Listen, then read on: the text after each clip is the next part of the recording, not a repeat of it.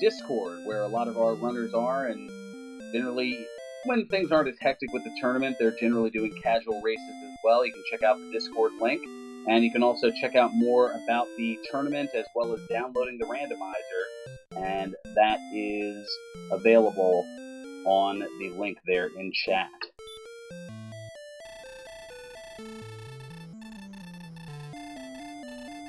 So I believe we are just about underway. So the king is giving the instructions, and we're going to see what is in the chest to get things started here. And we have a magic key that is certainly going to help, and another magic key. Do we have, yes, a trifecta of magic keys to get things started, as well as the spell of outside. So this will allow our runners early on to be able to check out the treasury, which you see right there in the castle, and both of them are going right to that. And we'll see what these 4 chests hold, including a torch.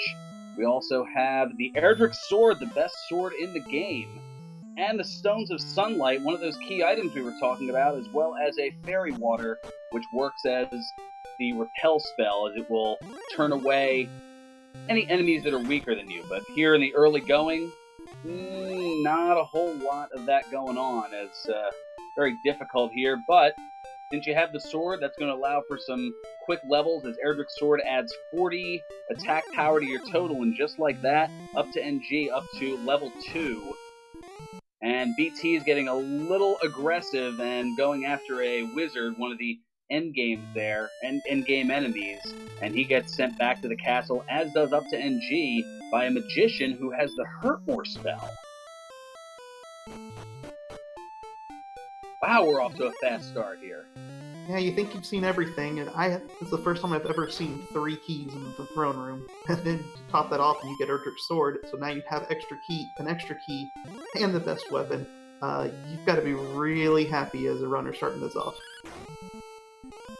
Not much in the way of gold, but being able to hit a lot of the tougher enemies that you normally wouldn't be taking on at levels 1 or 2. That'll allow you to get that experience and get that gold up pretty quickly here, as up to NG taking out a Druid, and that's going to get him to level 3 here just past the 2-minute mark of this race. And wow, 10 hit points and 11 magic points.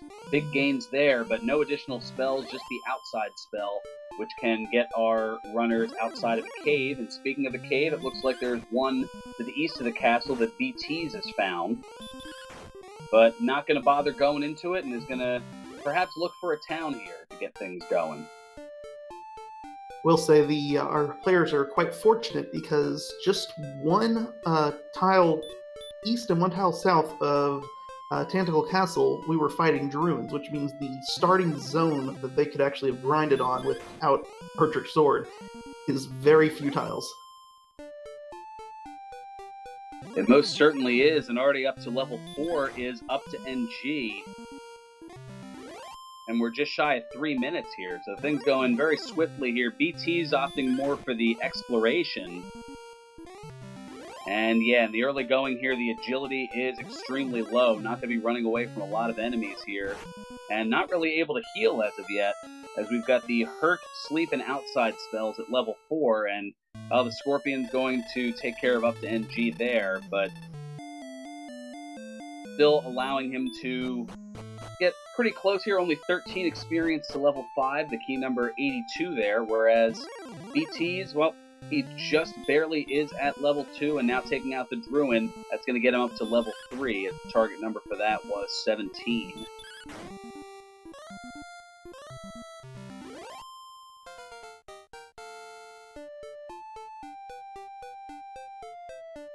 And now as a skeleton is taken out on up to NG's side, that's going to get him up to level 5. And we just found all of our agility. Yeah, a huge chunk of it there, a huge agility boost.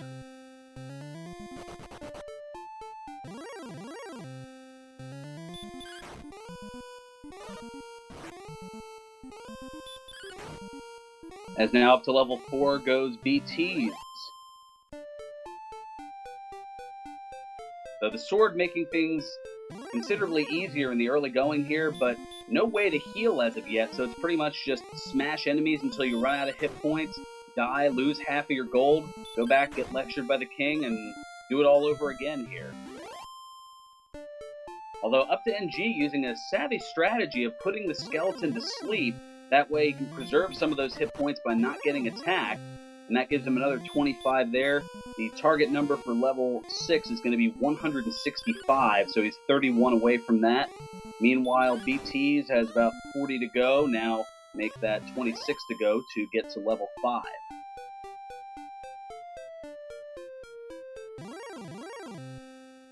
So an early grind going on here in this particular seed, but the Erdrick Sword making that very swift so far, as we're just past the 5-minute mark here, and our runners already at level 5 and 4 respectively, and now beeTeas about to get to level 5 in that huge agility boost.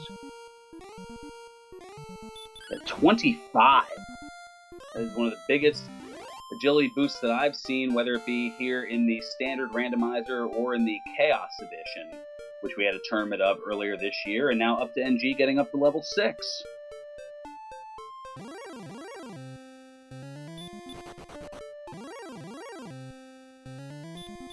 So at this point, our runners are looking, ideally, given the attack power that they have, I mean, they're both right around that 63 attack power, so they're going to want to look for some of those usually mid-game enemies, like a skeleton, perhaps even a, I don't know, perhaps a warlock, a specter, a metal scorpion, maybe even a wolf.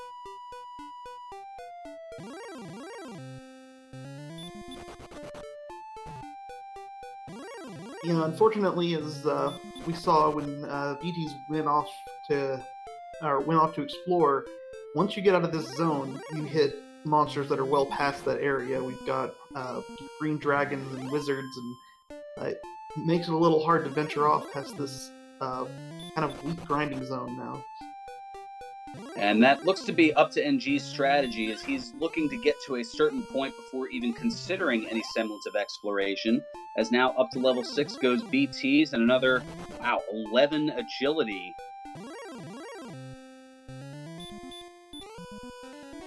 As well as double-digit hit points as well. So now things moving pretty swiftly here, as no way to heal, so beeTeas trying to figure out what the best way is to go, and is going to opt to check out, now having some gold, is going to purchase some more magic keys and see what is in the Tangible basement.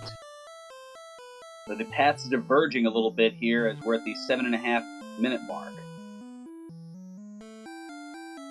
Or so I thought, up2ng now perhaps taking the same strategy. So in the basement we have the Staff of Rain Cave.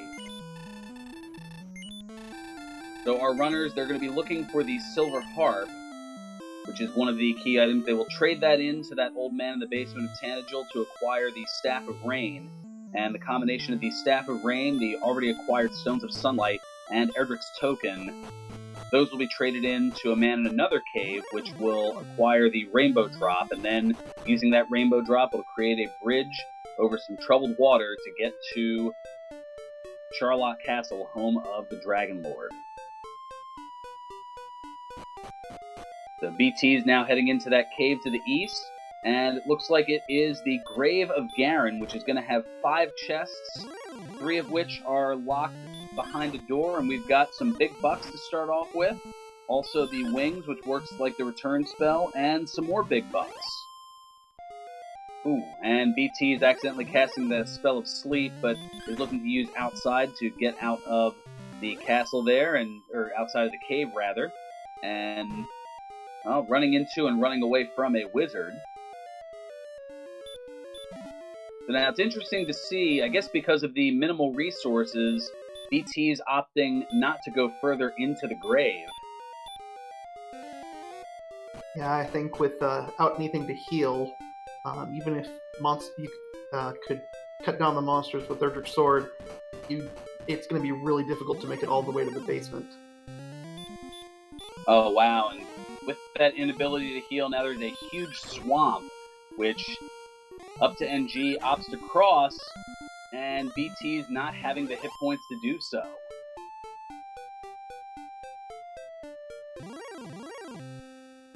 And Firelight making an interesting note in chat that I think because they only had one single key each, they didn't want to use it in Garen's grave and then not be able to reacquire it. As we have beeTeas getting taken out by the Red Dragon, known in the Dragon Warrior community as the Fun Police, because when they show up, the fun tends to stop. Level 7 and still no heal. And right at the 10-minute mark goes up2ng to level 7, and up getting ambushed by the skeleton, but no way to heal, and only so far that he can go.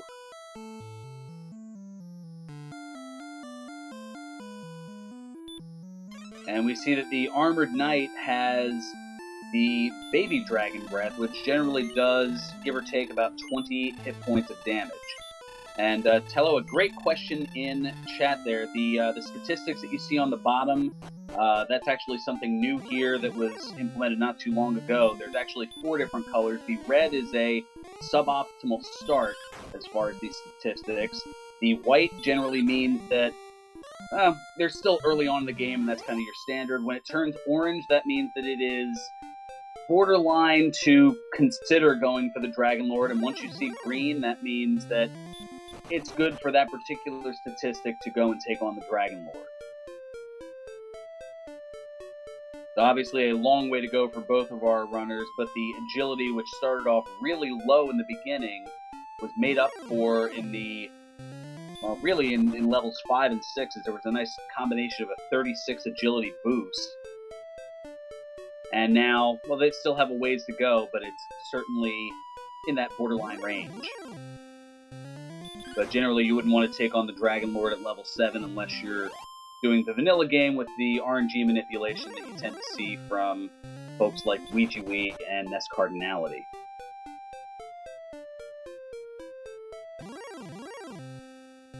So we have a Sharlock sighting on beeTeas' side as he takes out a Magidrakey here. Looking to get to 337 experience to get to level 7. And, ooh, not too far from Tanager Castle, we have the Armored Knight, known also as the AK-47 because it hits about as hard as one.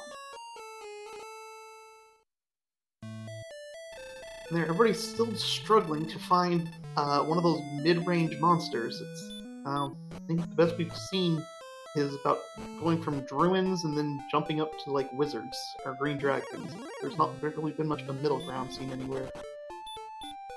Which leads me to believe, as there are different enemy zones based on where you're at, that perhaps where those hills are just to the southeast of Tanager Castle, that it may be the convergence of 3 different zones.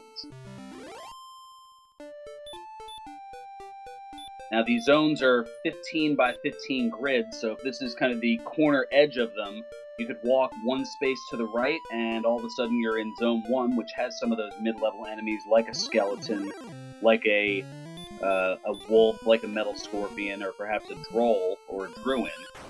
And then you go a couple of steps south, and all of a sudden, boom, you're into any fairground territory.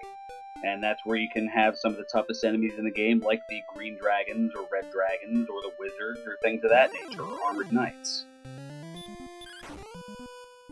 And beeTeas taking out a wolf, and that's going to get him up to level 7, here at the 13.5-minute mark. So beeTeas doing a little bit of exploration, and it looks like crossing over into that danger zone there, as now there's wizards and specters, apparently. So opting to run from those, and well, trying to traverse the swamp and doing the calculations and realizing not going to have enough resources, as each of those black tiles that you see, the swamp tiles, do 2 hit points of damage for each step.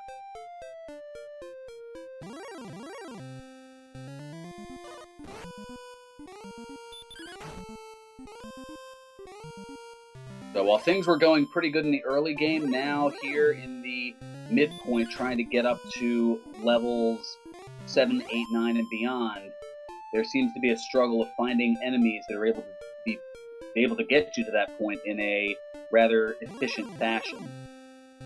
up2ng seems to be doing alright with the skeletons, including using the fairy water there to try to repel some of the weaker enemies, such as a ghost, or maybe even a druid, as they only give 14 experience. But ideally, enemies such as the skeletons, the wolves, the warlocks, the metal scorpions, that's going to be where they want to be looking at this point, maybe even a wraith. But not a red dragon, and getting ambushed and wrecked is beeTeas.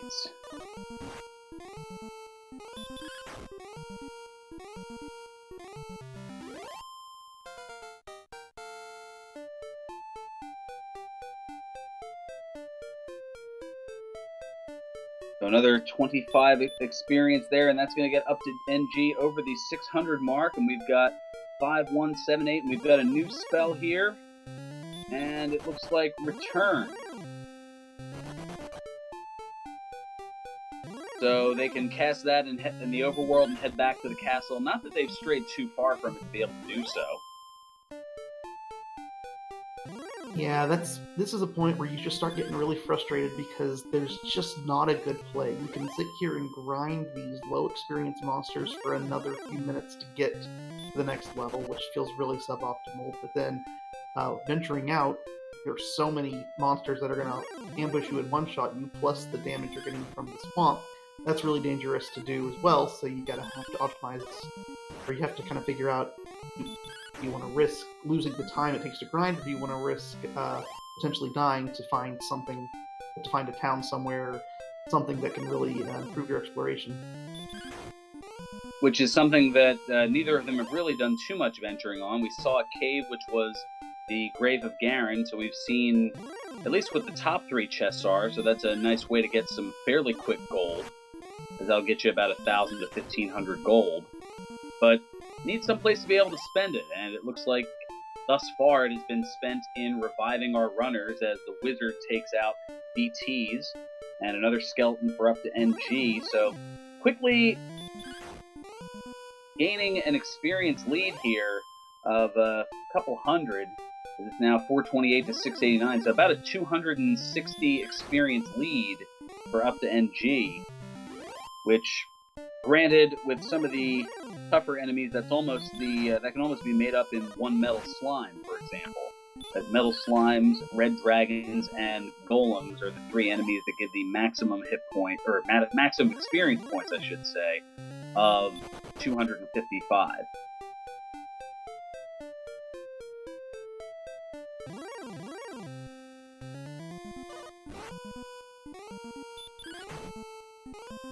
Now, if beeTeas can continue to farm that area right around the Garen's Grave Cave that seem to have those wolves, that looks to be a pretty efficient way to go.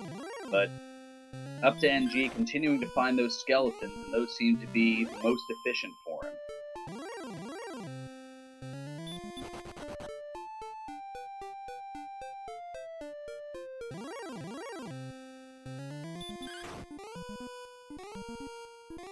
And beeTeas trying to use sleep on some of those tougher enemies, but with them being tougher, they tend to have more resistance to some of those spells, and both the blue dragon and the red dragon that he had attempted earlier having a 15 out of 16 resistance to the sleep spells, so you've got roughly a 6.25% chance of hitting on that spell. Not exactly great odds. And you're also seeing more of the risk of exploring there, because this is twice now that beeTeas has gone through that initial swamp, found the area outside of it that's also completely covered in swamp, but had to fight a monster that gave him enough damage that he couldn't actually cross any of the swamp, so he was kind of stuck in this no man's land, and ended up just having to work back to the castle.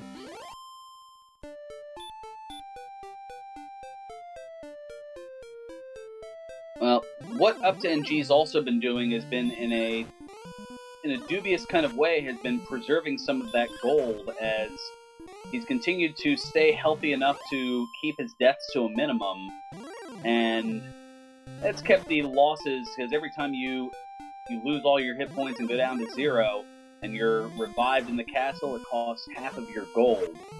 So up2ng's been trying to hold around that 1,000 gold that he had found inside Garen's grave. Although, in a matter of moments here, is going to head back to the castle and be revived to lose half of that here. There are no heal spells as of yet, even at level 8. But beeTeas, finally crossing the swamp and with minimal resources, has found a town. Let's see what that town is. Unless the Rogue Scorpion stops him here. Oh, and he does. He casts Hurt More. So just 2 steps away from a town, and beeTeas gets taken out here in the 20-minute mark. So we will not yet know what that town holds. And beeTeas going to do a little bit of grinding and trying again, all in the same swoop. And Firelight noting in chat, what a jerkish seed. It didn't seem that way at the initial start here.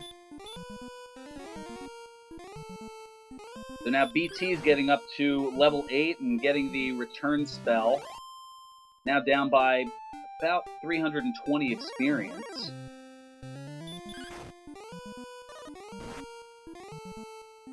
And the tie-dye guy, our tracker, noting that where he thinks that that town's going to be Hawk's Nest, which is the abandoned town that is rid full of enemies and has no benefit otherwise, well, apart from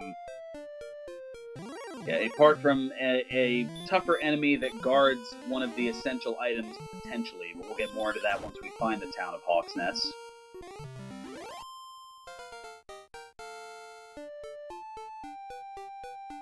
beeTeas, meanwhile, is back in Garen's grave and perhaps looking to try to grind there, as hitting the exact number to get to level 9, another 13 response speed, and 10 magic points. So agility and then some here, which helps the defense, but our runners are still running around here naked as a jaybird.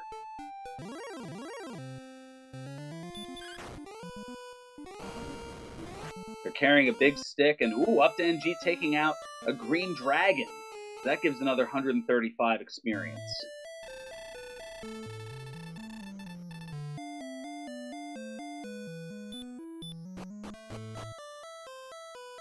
I believe that was a critical hit and an excellent move, and that allowed up2ng to take out that green dragon. And is now that much closer to level 10, and we'll see what that brings, but having to get to 1,500 experience to get to that point, whereas beeTeas looking to get to 975 to get to level 9. And it looks like up2ng is done grinding at this point and is ready to try to take his chances of venturing out into the world. Well, I guess he also figured, alright, I have 66 max hit points now. I should be able to handle whatever is coming my way as far as the swamp. And is now utilizing the sleep spell to ward off some of the enemy's attacks to be able to preserve some of that HP. So up2ng now heading to the southeast, and gonna just swat at a magician just because, although we've seen that it had hurt more, so because he's strong enough to, why not? Slime's not necessarily worth it. So beeTeas back over to the cave, and we've got another wizard. He tries to run away, and does so on the second attempt.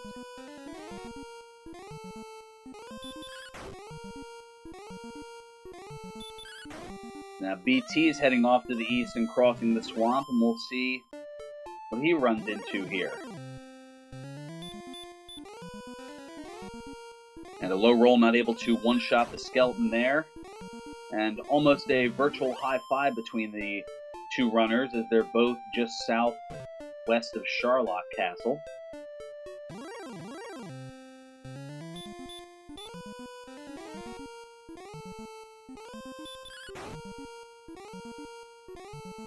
beeTeas is going to head even further to the east, and now is running low on hit points, and the Rogue Scorpion going to use Hurt More to take him out.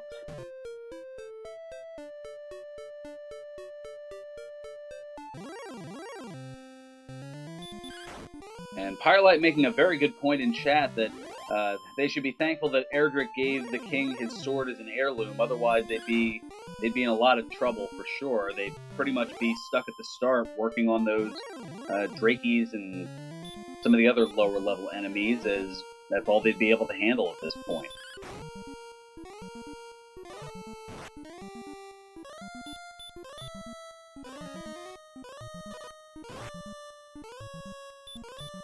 The beeTeas looking to explore eastward once again beyond the swamp, as up2ng is utilizing the sleep spell to try to fend off the Droll Magi and does for another 58 experience. Oh, but tried to run away and wasn't able to do so, and the Druid Lord ends up sending him back. Just a mere 127 experience away from level 10.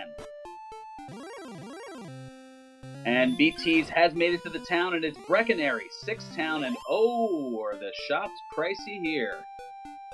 But we've got the best shield in the game, we've got a full plate armor, which is the 3rd best armor in the game, the half plate, the chainmail, and the flame sword, so a cheap inn, but a pricey shop.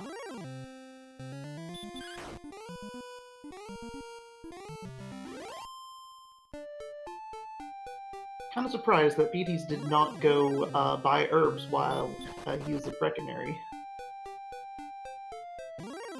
Yeah, Brecconary having an item shop, so it could allow them to purchase not only herbs, but torches if they wanted to do a little more cave exploration, but instead beeTeas heading southeast and finding 2 towns, including the town of Rimmildar, where normally it would be a bigger deal to be able to purchase keys, but not so much here, as they had a plethora of them to the start.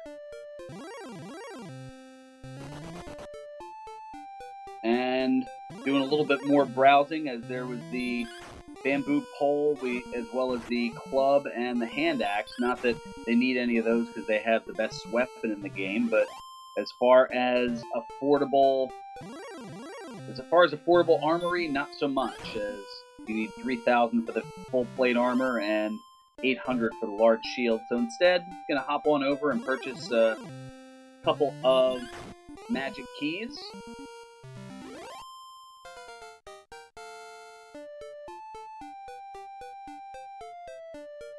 And thank you to Tie-Dye Guy for the 6 bits, paying for the in-stay there. And we also have Garenham, so not even looking at the weapon shop, gonna head on in and see what the 3 chests are behind the locked door. And we've got the Fairy Flute, normally one of the hidden items. Also the Cursed Belt and some big bucks. So finding that Fairy Flute means that one of the searchable spots, whether it's in the town of Cole, the town of Hawk's Nest, or in the overworld, will garner nothing. As the counter to that, finding the Cursed Belt means that both Erdrick's Token and Erdrick's Armor are going to be in search spots. Because if either Erdrick's Token or the Fairy Flute ends up in a chest, it replaces the Cursed Belt. So for each Cursed Belt you find, that's one more search spot you're going to need.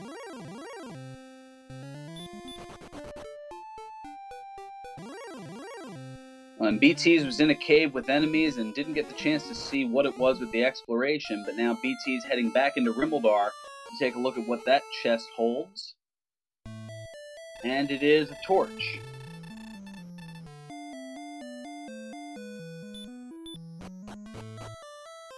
up2ng, meanwhile, taking a death and got up to level 10 as we were looking at the towns there.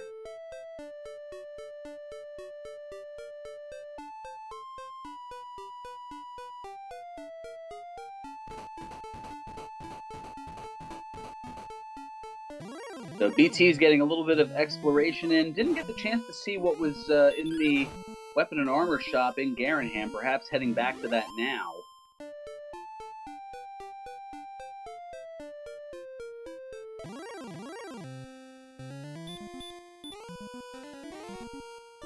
But first, gonna sell the Cursed Belt for, I believe it's 180 gold. Or no, opting against it. Okay. Perhaps going to see... still bypassing that weapon and armor shop. Interesting.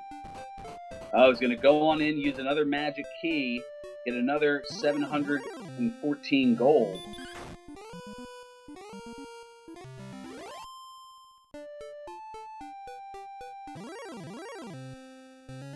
And now has enough probably to get a large shield here, and that is what beeTeas is going to do. That will add 10 defense points to the total. It's also likely to be the best shield they're going to get in the game, as the treasury and basement in Tantagle did not yield anything that would be grindable, or would allow for a gold grind. So the chances of them having the money to buy a silver shield is very slim. So this time around, that'll be as good as they can get. So BT is getting a few more keys.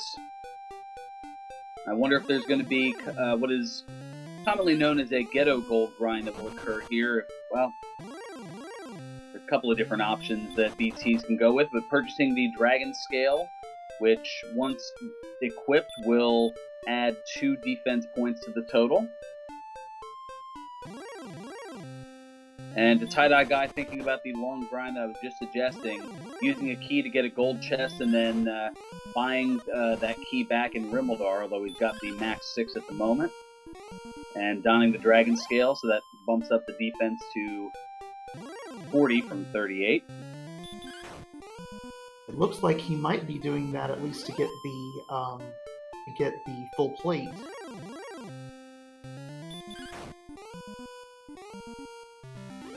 Or he's just going to check the cave.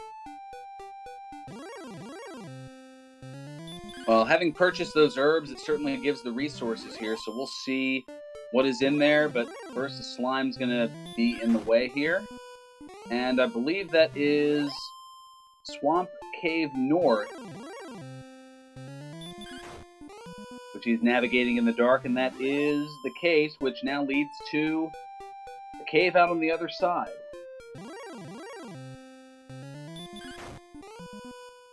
And a green dragon.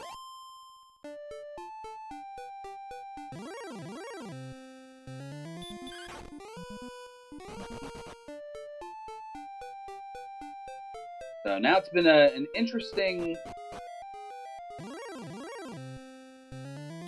plethora of strategies here, as up2ng has gone more of the grinding route, whereas beeTeas has gone with the exploration, and now finding yet another town, and this is the town of Hawksness. That is that abandoned town with a bunch of enemies, and beeTeas wants no part of it.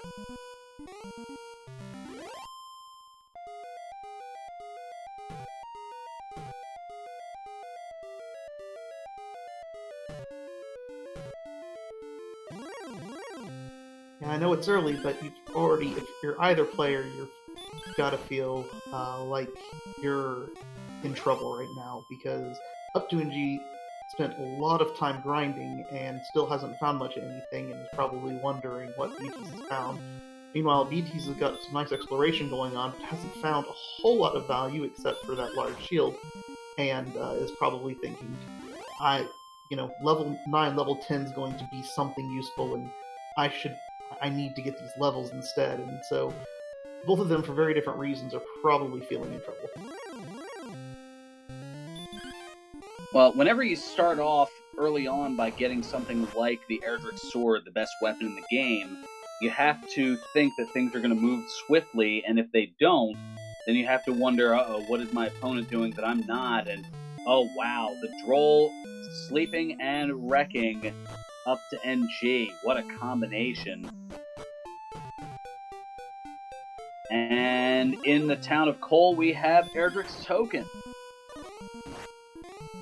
That is one of the essential items in the game. So now all beeTeas is going to need is the Silver Harp to trade in for the Staff of Rain. And, oh wow, look how close, just on the other continent, that town of Cole is.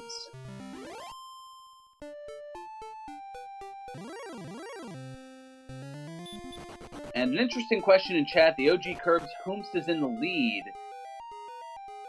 It's a difficult thing to say. In terms of experience, at this point, up2ng has almost double the experience that beeTeas does, but in terms of exploration, beeTeas has found the majority of the towns throughout the land. The only one I believe that has not yet been found has been Cantlin.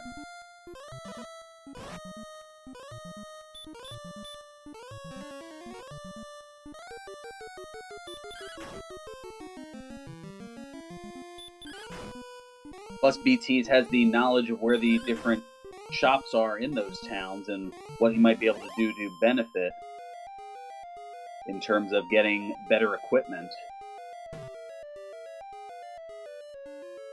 As up2ng taking out another green dragon and grinding up, that seems to be the way to go here, is now level 9 for beeTeas.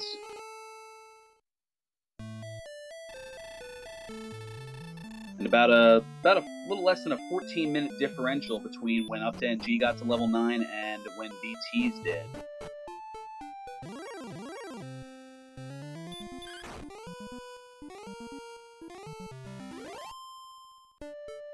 But that has been the challenge thus far, has been after getting the sword early on and finding a few enemies to swat quickly, now it's been trying to find those mid-level enemies that will allow for efficient experience gains, as beeTeas now finds the town of Cantlin. So beeTeas finding all the towns here.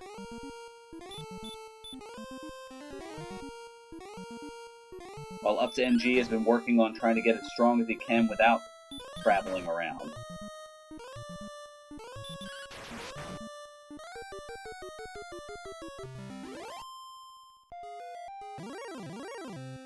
So I think this, in terms of knowledge, beeTeas definitely has the advantage here, and I think having that knowledge and figuring out where to go, that may make things a little bit more interesting here. And the tie-dye guy, our tracker, noting that, well, we'll see if the coordinates are required here as up2ng falls to another green dragon. He seems to be trying to utilize those to grind up, as each kill of those gets 135 experience.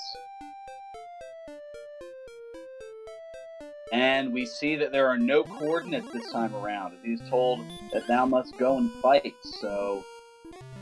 That means the monster in Hawksness is now guarding the Erdrick's armor.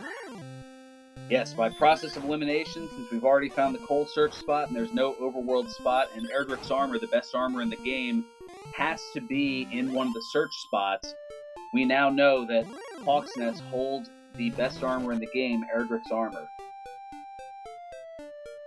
And it is guarded by one of 6 different enemies.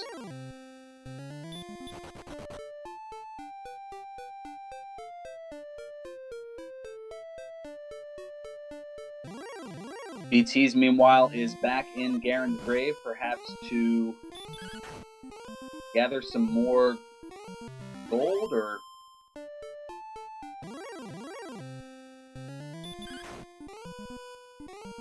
He doesn't have a whole lot of resources now, using his last herbs here, so I don't know if he's necessarily going to make a dive deeper into the grave to see what the other 2 treasure chests there hold.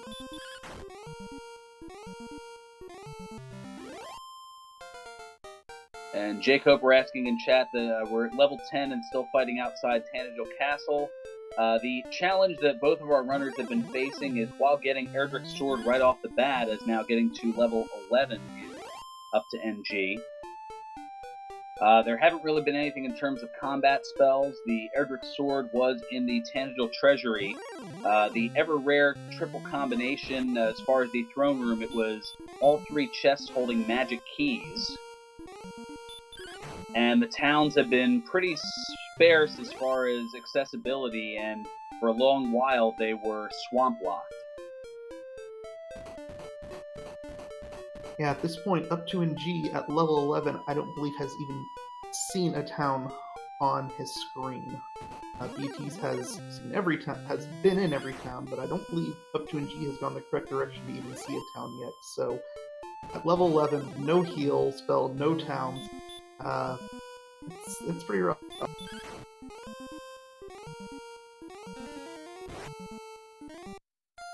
Well, I think beeTeas getting a little crossed up in terms of traversing through the cave, so opting to cast outside and return back to the castle as up2ng is sent there the hard way thanks to a Hurt More spell from the Rogue Scorpion.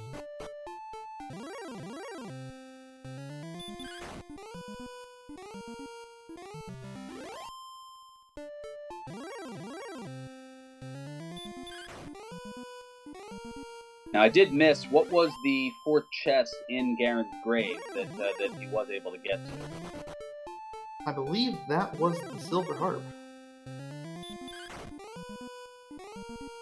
Okay, so the Silver Harp, while not in its traditional spot, was in Garen's grave. So now beeTeas is trading that in, and it's going to get the Staff of Rain, so 40 minutes in, and beeTeas has all of the items needed to acquire the Rainbow Drop.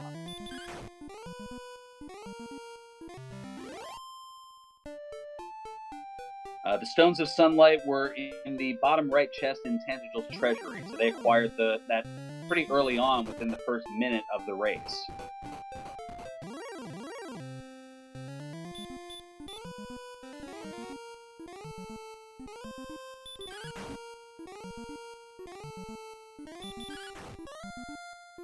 Now up2ng putting a Rogue Scorpion to sleep. Is he going to try to fight it? Yes, he is.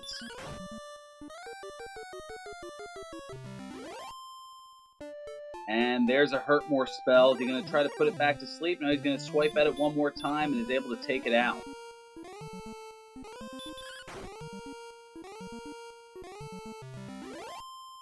And again, with no healing, he gets put in one of those positions where there's really nothing he can do. He can't grind, he can't go anywhere positive. He just has to wait for the Death Warp.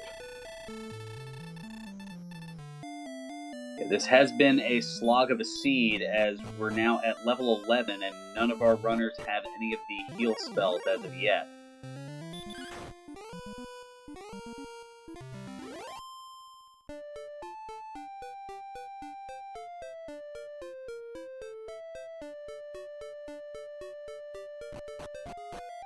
But up2ng has been, while not the most efficient grind, it's probably about as efficient as can be here. Has tried going after skeletons right by Tantagel Castle, has been going into Garen's grave and trying to take out the green dragons.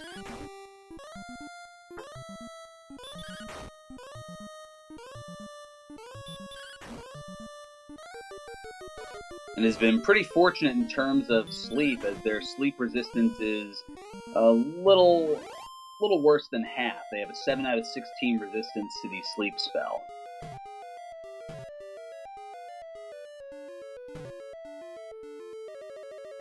But figuring taking those on and out, and perhaps maybe thinking that level 12 will have one of the heal spells that will at least allow him to progress further. This is a matter of which will prevail, the exploration or the safer grinding.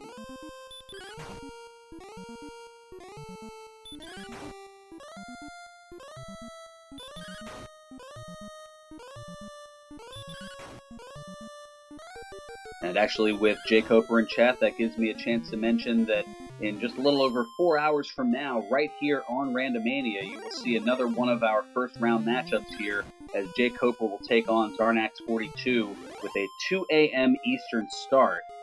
As now in the Vanilla Stones of Sunlight Cave, we have some big bucks for BT.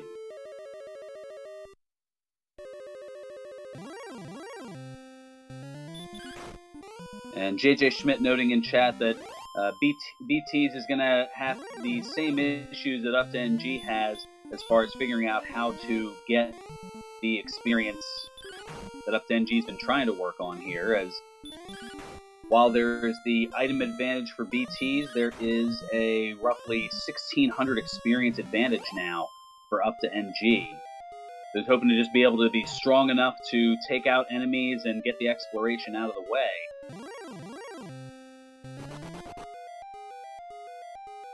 Yeah, the major problem for beeTeas is that even though he's got all this exploration lead, nothing he's found has really given him any edge that might help him grind faster than up2ng is grinding right now. So even knowing where the Erdrick's armor is isn't going to help if you can't kill the monster with it. So you're still going to have to grind at that point. And so you can't get the Erdrick's armor edge to get past up2ng either.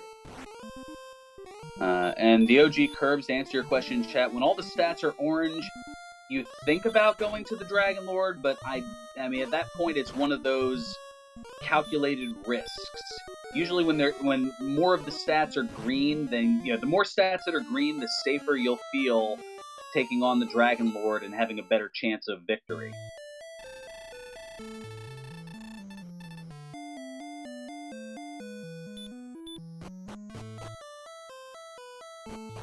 And up2ng falling to another green dragon and only 90 experience away from level 12. And beeTeas trying to take out an Armored Knight, and the Armored Knight does what it does. And it hits like an AK-47.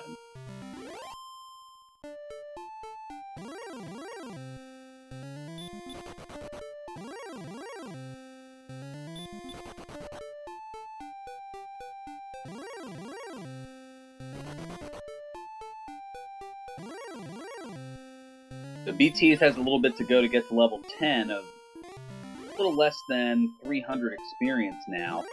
Meanwhile, up2ng opting with being this close to just go after some skeletons and some other lower level enemies to just try to inch his way up and over that 3,000 experience mark, and those skeletons giving 25 apiece certainly helping with that. And hoping that level 12 will be where some of those spells that can help are there. Even if he doesn't get heal or heal more, maybe even hurt more, just to be able to take on some of these tougher enemies here. And we'll find out in just 7 experience if that is going to be the case.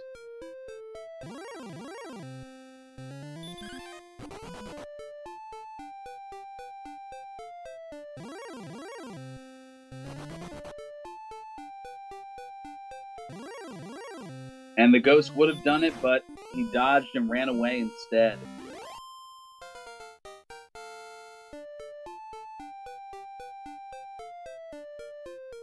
So now here we go. Let's take a look here at level 12 and see what we've got. 13 power, 4 speed, 4 hit points, and 7 magic points, and no spells. Ow, this hurts.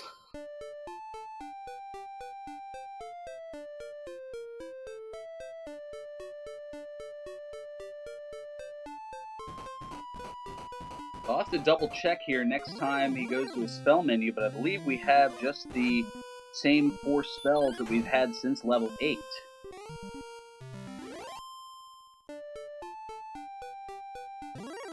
The spells being very backloaded here in this particular seed.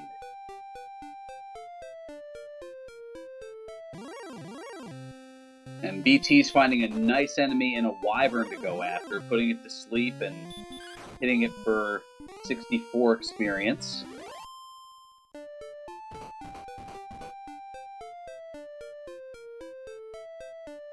And the Demon Knight with sleep and hurt. So getting slept and angrily poked, I guess? I don't know, but beeTeas now finding the Rainbow Drop Cave and having all the items, so he's now acquired the Rainbow Drop here at just beyond the 48-minute mark.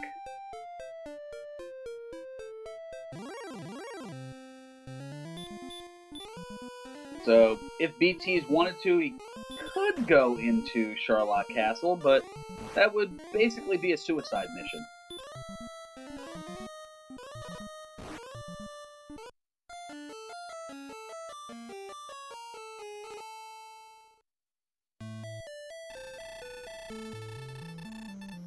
As up2ng trying to put the werewolf to sleep, and wasn't quite working for him.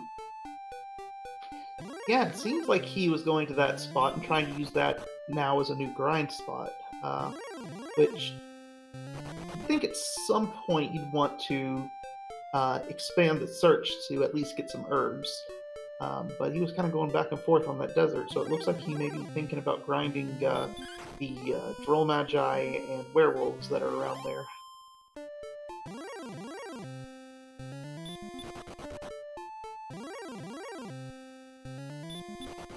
Plus, our runners are looking to try to get powerful enough to get to Hawk's Nest, which we know, at least beeTeas knows, has Erdrick's armor, which, while it isn't required, it's 99.9% of the time a good idea to have it going into Sherlock Castle.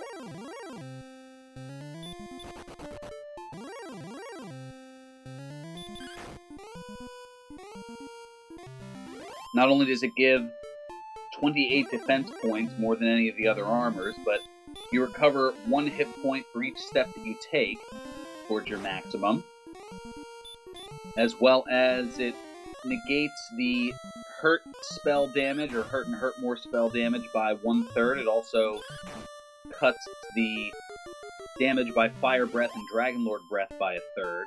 Plus, it is completely resistant to Stop Spell, so any enemy that casts Stop Spell on you, it will not have any effect.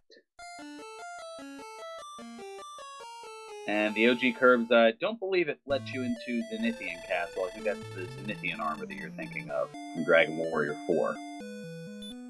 But it does a lot of other things. And yes, it also negates... I knew there was something else I was forgetting. Thank you, Firelight. It also negates the damage that would be taken care of, or that would be put against you by the swamp tiles, as well as the damage tiles, as now up to level 10 goes beeTeas. About 24 minutes behind. So those slots that normally give you 15 hit points of damage, which you saw in the town of Cantlin, that would be negated by Erdrick's armor, as would those swamp tiles that take 2 apiece.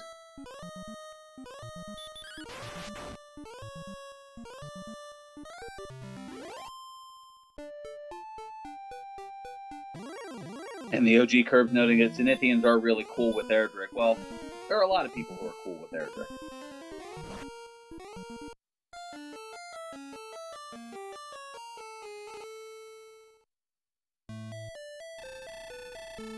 And another Hurt More spell from the Rogue Scorpion, sending up2ng back to the castle again. And there have been a lot of deaths here. I know there was a comment in chat earlier that it feels like a Chaos Seed.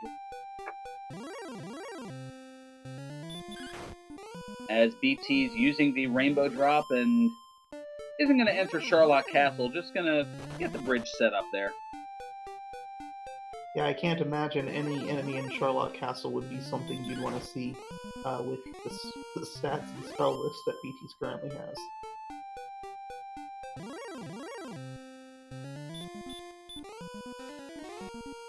It just seems like the Erdrick Sword was a gift in the beginning, as well as the plethora of magic keys, but it comes at the cost of acquiring any spells until very late in the game.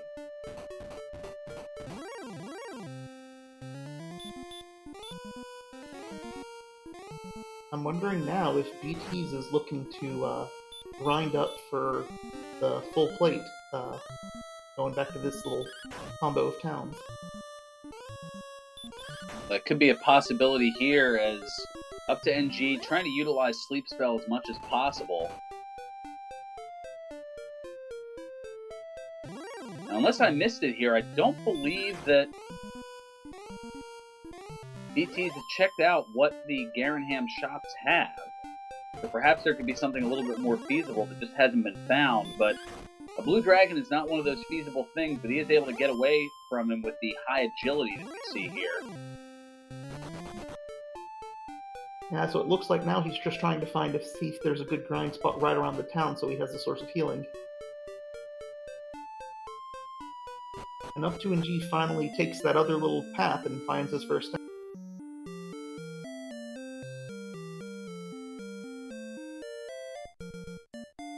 So, unlike most runners in the Dragon Warrior community, up2ng is more than thrilled to see the town of Breckenary.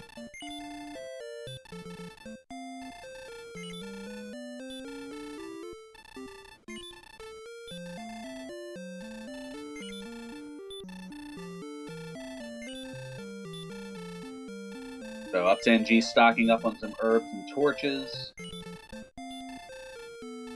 And again, this is just one of those things where you see that and see that you were so close to it this whole time, and think, oh my goodness gracious, my opponent had to have gone that way well before me. How far behind am I? You know, those constant mind games you're playing with yourself once you get this far into a seed. Yeah, the huge lead that up2ng has is in experience, as he's got about an 1,800 experience lead.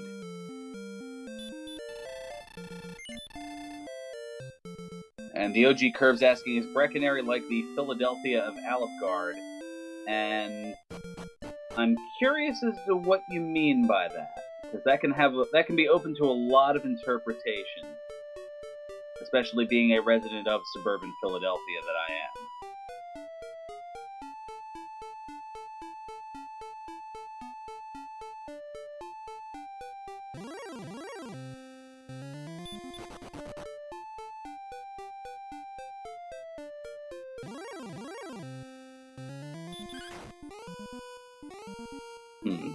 Not a fan of the Eagles. Well, I mean, they did have some great hits in the 70s, and Take It Easy and Hotel California.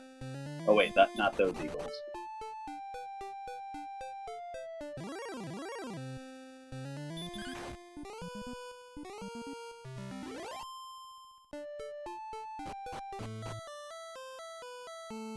We'll leave the sport to the competition that is the Dragon Warrior Randomizer Tournament and leave things such as professional football and other pro sports out of it here.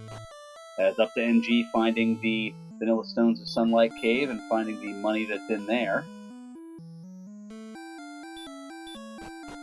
And is opting to do a ghetto gold grind this way. It's definitely probably the most efficient gold grind you could do in this seed. Yes, as you notice, chests respawn every time you enter the overworld. So that is what up2ng is doing here, just to keep exiting and re-entering and gaining between 500 and 750 gold apiece.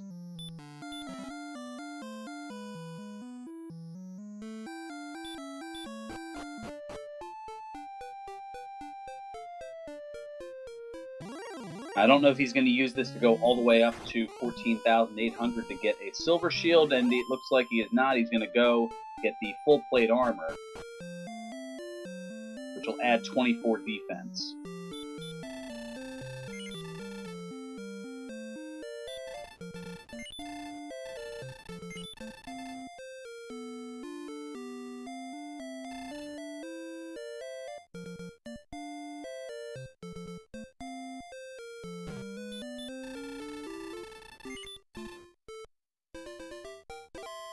So the full plate armor for up2ng is going to stay at the 6 gold in.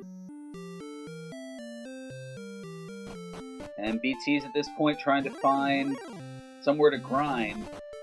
And it looks like is camping out there in this desert just north of Charlotte Castle.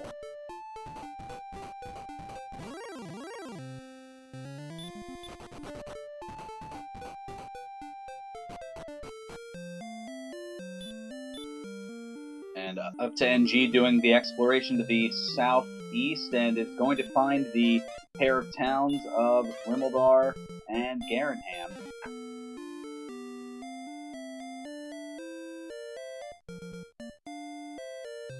And is going to pick up his torch at the cost of 2 keys.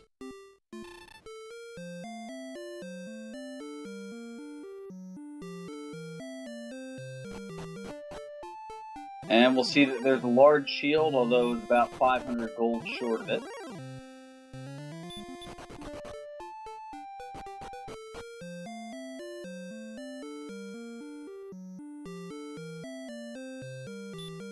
Able to get away from a blue dragon and now finds Garenham. Also doesn't bother with the shop and is going to go and get the 3 chests behind there, including the fairy flute, the cursed belt, and some money, but nope.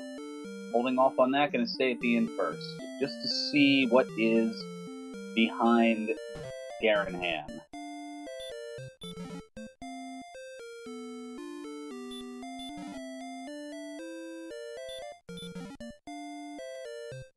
beeTeas, meanwhile, pretty close to level 11.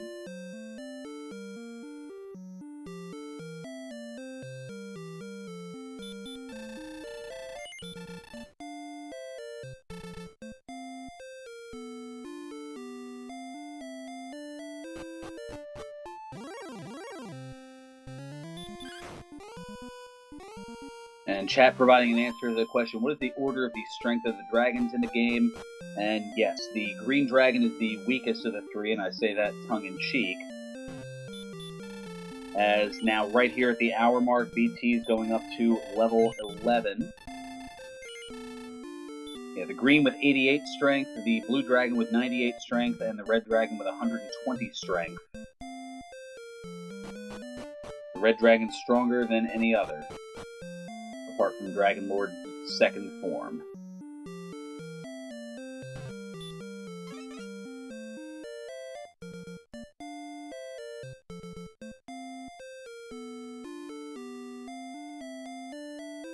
And meanwhile, over on Randomania 3, it looks like it is a final as Z-Man 050778 takes the victory over Sparkover with a 1 hour, 37 minute, and 56 second time, and Sparkover forfeiting shortly thereafter.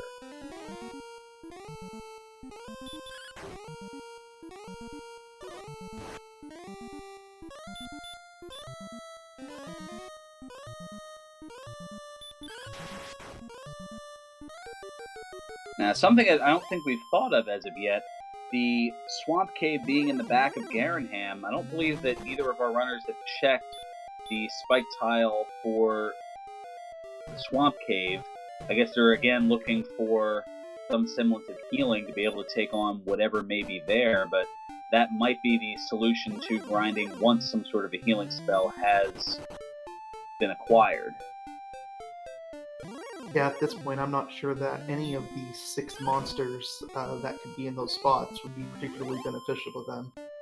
Maybe they could swing through an Axe Knight at this point, or at least up2ng with 107 attack power could kill an Axe Knight in 3 hits before getting killed, but even at that, you're going to have to go back somewhere to get killed, so I don't know how valuable those tiles probably are to them at this point.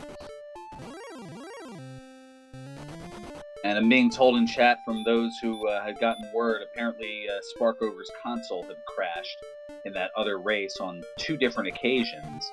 And that large experience loss due to the crash, and then occurring again at the end of the race, that led to the forfeit in this case. So very unfortunate for Sparkover, but thankfully there are 4 more rounds for her to try to recoup here. And up2ng finding the mountain cave.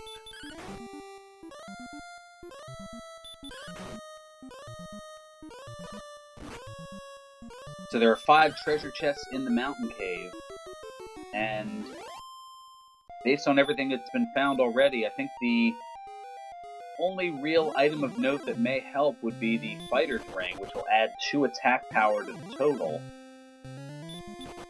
I think we're still looking for the Death Necklace, too. The Death Necklace could help, but they're going to need a lot of hit point gains in the next couple of levels to even consider it. As, well, speak of it, there is the Death Necklace.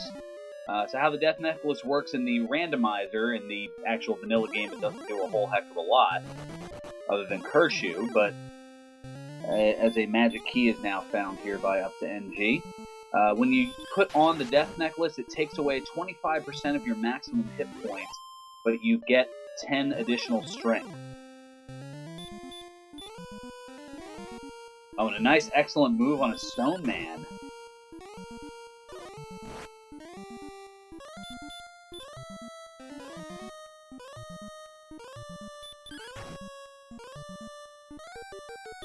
As beeTeas taking another death, and up2ng just continuing to sleep spam the Stone Man. And JJ Schmidt noting in chat, this is where up2ng has the advantage. He'll be able to gain experience while exploring. And speaking of which, level 13 coming up2ng's way with 6 power, 5 speed, 1 hit point, 7 magic points, and the spell of Hurtmore as well as the spell of Hurt. Still relying on the herbs here. And there is the Fighter's Ring. And the Fairy Water.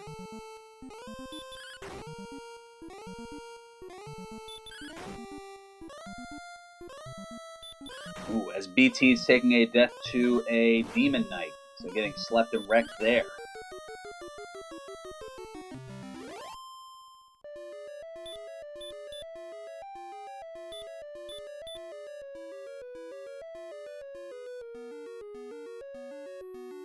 Being able to sleep and take out the stone men, certainly helping up2ng here gather an even bigger experience lead, as it's now at about 1,800. But the story of this seed is while they were able to get the big stick about a minute in, as we have big bucks in the final mountain cave chest, the minimal amount of spells has been the story here. They started off with Outside. They gathered the Hurt and Sleep spells at level 4. They got some nice agility boosts at level 5 and 6. They got Return at level 8. And that was it here until level 13 with the Hurt and Hurt More spells. There's still 4 spells unaccounted for, including Heal and Heal More, as well as Stop Spell and Repel. And those 4 spells will be acquired sometime in the next 3 levels for up2ng. beeTeas, meanwhile, has a way to go, still at level 11.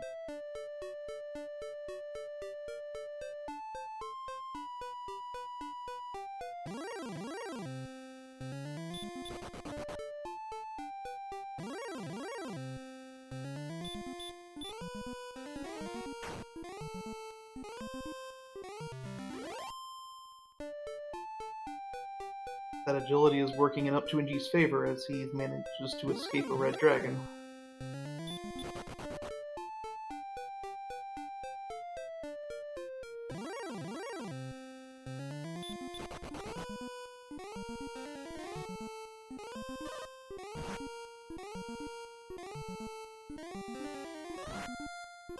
And Pyrelight, that is correct. Yes, Stop Spell was acquired here at level 13. That's right, Hurt was acquired at 4.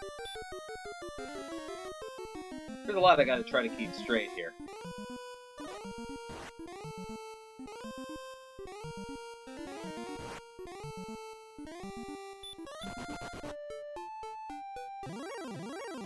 Like keeping track of the 7 dwarves. As you're going through them, if you don't have them just committed to memory, you might accidentally name one twice.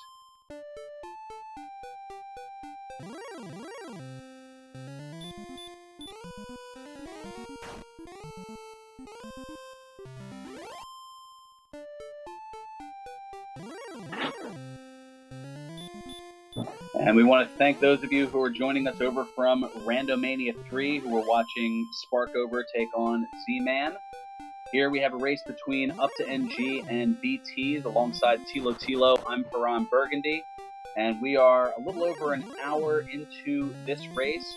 Both runners have strength and HP builds, and, well, things started off pretty good early as the ever-rare triple magic key in the throne room and the Erdrick Sword and Stones of Sunlight were in the Untitled Treasury, so within the first minute they were able to get the best weapon in the game, but the enemies have been rather troublesome to say the least, and the lack of spells for the majority of the seed has been a challenge for both of our runners, as up2ng with the experience lead is up to level 13 and still has no healing spells. beeTeas, meanwhile, has the exploration advantage, as beeTeas has found all of the essential items in the game and already has put the bridge over to Charlotte Castle by acquiring the Rainbow Drop, as the Stones of Sunlight were in the Untitled Treasury, the Silver Harp was in Garen's Grave in the middle chest, and Erdrick's Token was in the coal search spot.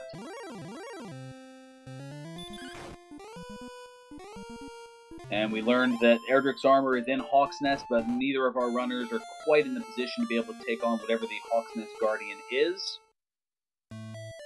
And the Fairy Flute was found in the back of Garenham, so there was no overworld spot when beeTeas went to check the coordinates.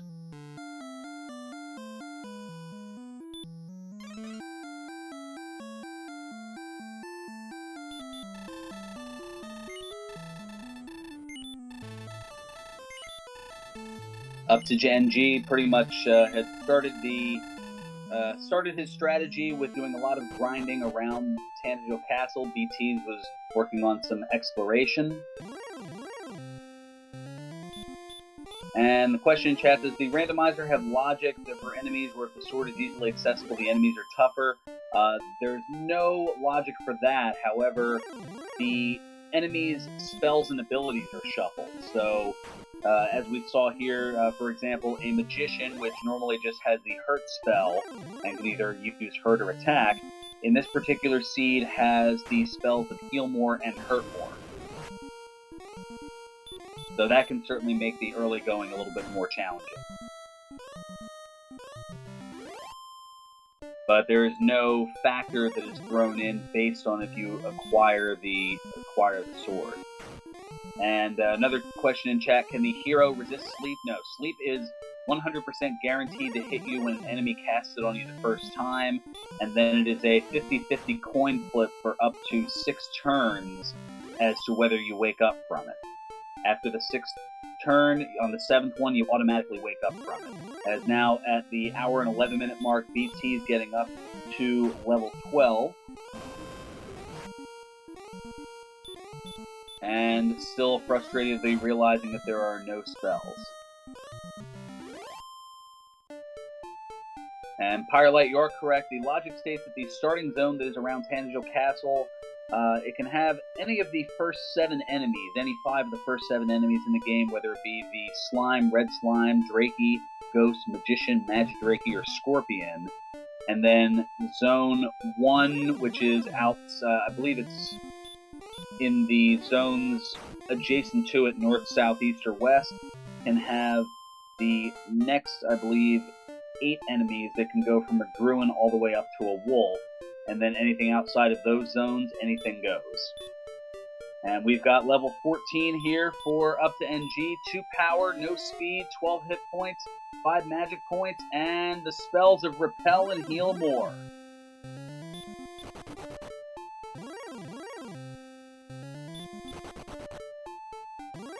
So there it is. We took a while to get there here, but now, at least in up2ng's case, he'll be able to heal as he goes along here, and that will certainly help in the exploration, allowing him to get caught up in that end of things.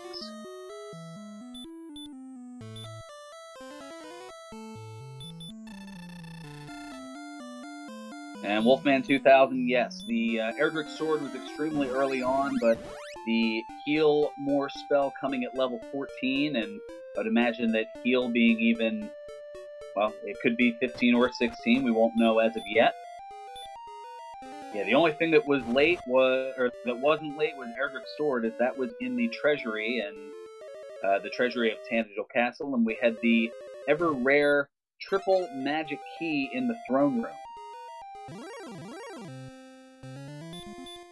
And Sports Hefe, answering your question in chat, the only thing we know about Hawksnest is that it has the Erdrick's armor. We do not know as of yet what the Guardian is. beeTeas took about 2 steps into Hawksnest and then pulled an about face and headed right back on out of there.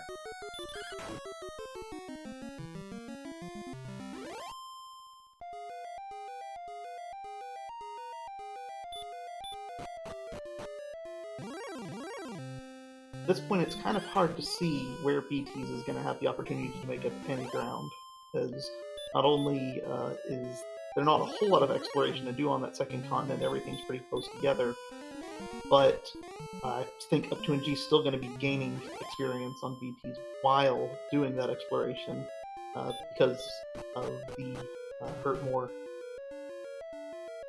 and Heal More. So I'm trying to figure out if there is any kind of silver lining for beeTeas, and I'm not seeing it right now. Well, I would imagine that the silver lining is it's a matter of how quick will beeTeas get to level 14, because at that point they'll be pretty close to go mode, as that'll make whatever grind there is considerably easier. But level 14 is at 5,625 experience, and beeTeas has about 2,300 experience to get there.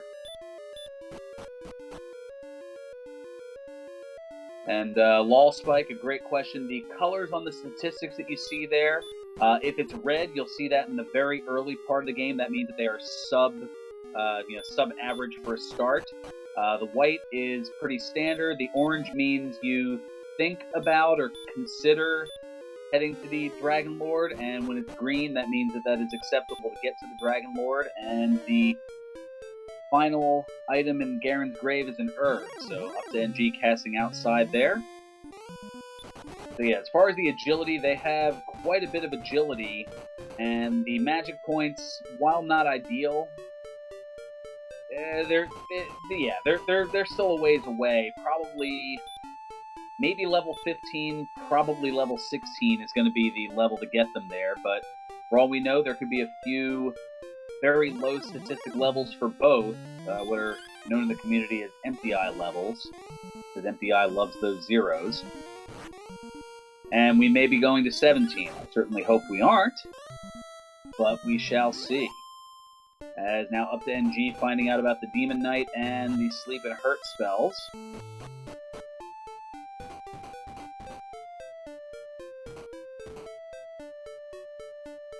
As up to NG making note of where the Rainbow Drop Cave is, affectionately known as the Jerk Cave, because if you don't have, well, most specifically the Erdrick's token, let alone the other items that can be traded in for the Rainbow Drop, then he will literally kick you out of the cave.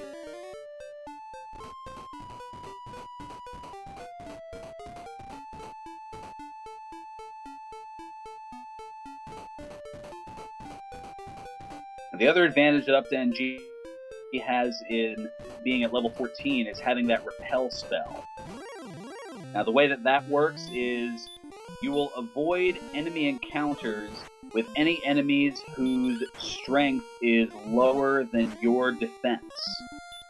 So with up to NG's defense at the moment at 75, that's pretty much any enemy that... There's only maybe about a dozen enemies that up to NG will run into, and they're all some of the upper level enemies of the game. Whether at this point it be the Knight, the Magiwyvern, the Demon Knight, the Wizard, the Werewolf, Star Wyvern, Green Dragon, Axe Knight, Blue Dragon, Stone Man, Armored Knight, and Golem and Red Dragon. So that's 14 different enemies out of the 38 in the game that he can encounter.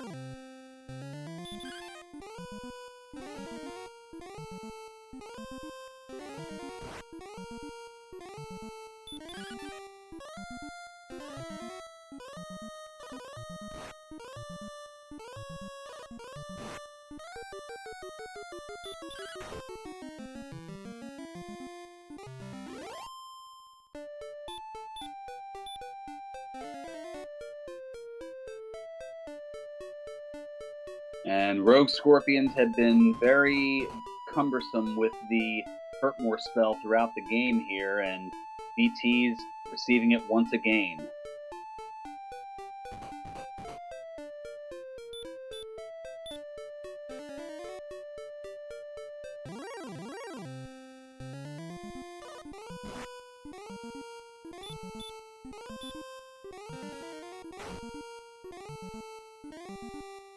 So as mentioned earlier, the advantage to up to NG is that utilizing the Repel spell, he can get enemies that he wants to take out to continue to gain experience as he's going along. And Tyrannex,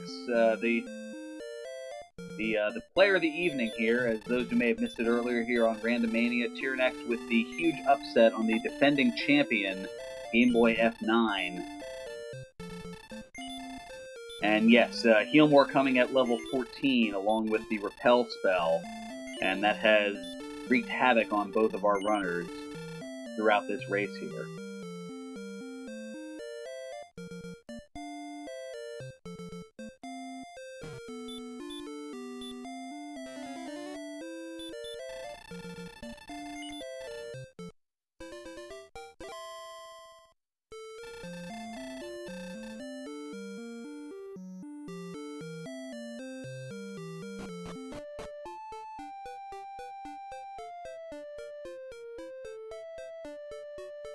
But at this point, it seems like beeTeas is where up2ng was while beeTeas was exploring, in the sense of he's just desperately searching for some place to grind reasonable experience. up2ng tried about 20 different places before he found the Green Dragon in Garen's Grave to his best bet.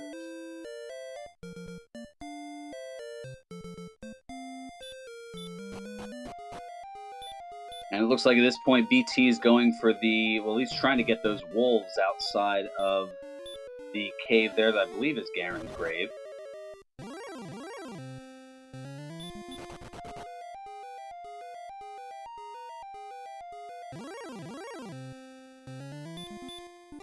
Meanwhile, up to NG back in Swamp Cave North.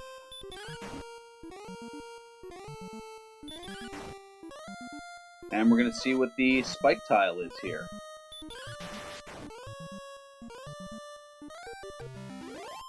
As Firelight making an interesting note that the 30 hit point tax to get to any town wasn't kind either. That certainly was a challenge, as in the early going, access to any town was swamp locked by quite a bit.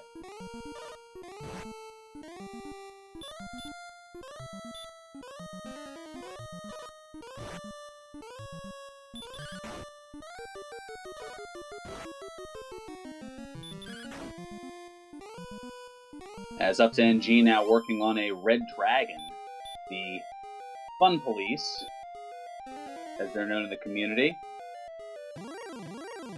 But this time the fun not quite stopping, as that looks to be that is the spike tile here. And because up2ng has not yet found Cantlin, he is not sure whether or not the armor will be at Hawksness, or if it will be at Cole, or if it will be at Search Spot. So he's going ahead and rescuing Gwaelin in case it's at the Overworld Search Spot, which we know does not have anything in the sea. So in this case, up to NG is doing it just to be heroic.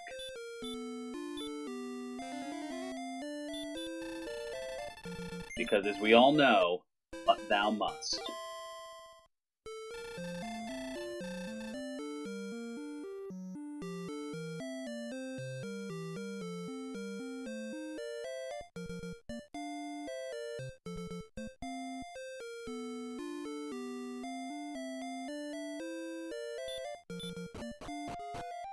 And instead it looks like he's going to take her on his adventures because he's going the wrong way to get to the castle.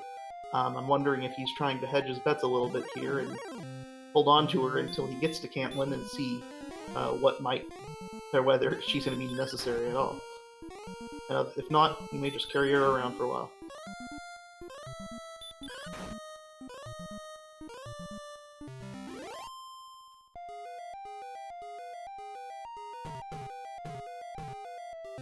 To answer a question in chat by the OG Curvature, is the princess's name randomized? It is not. However, if you play as Princess Gwaelin, then locked inside the cave will be Prince Guimond.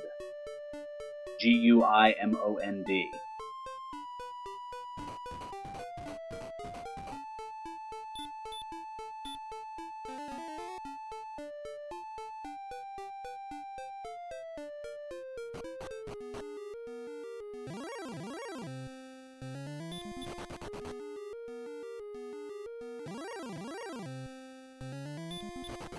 So now this is interesting. So up to NG has Princess in hand and is in Hawksness. And no, if you play as Link, it would not be Zelda. The issue with that has been that the princess is programmed to have a 7-character name. I heard the creator of the game, McGrew, having this discussion a little while back. So, with Zelda being a 5-character name, they had thoughts of maybe finding a way to change it, but that's ancillary and maybe something for down the road. As meanwhile, it looks like the Armored Knight is the spike tile here in Hawksness, and up to NG is going to get Erdrick's armor, the best armor in the game.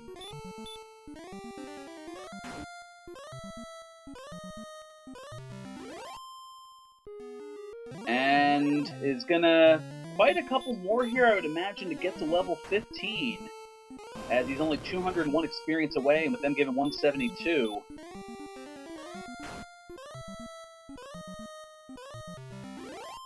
As now the suggestions of how to how to put Zelda in there or in there. I would say send those to McGrew, as he's the one who would make those determinations. Meanwhile, up2ng is now at level 15 with 10 power, 1 response speed, 6 hit points, 15 magic points, and that last spell of heal.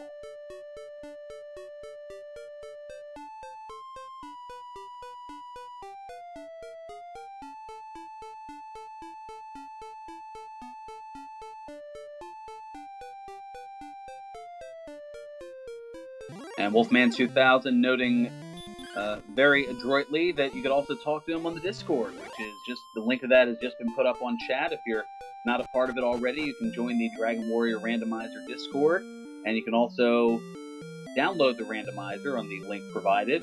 And there's also information on the tournament, including the tournament schedule, as up2ng now in the town of Cole. So he's going to beeline to the search spot and is going to find Erdrick's token.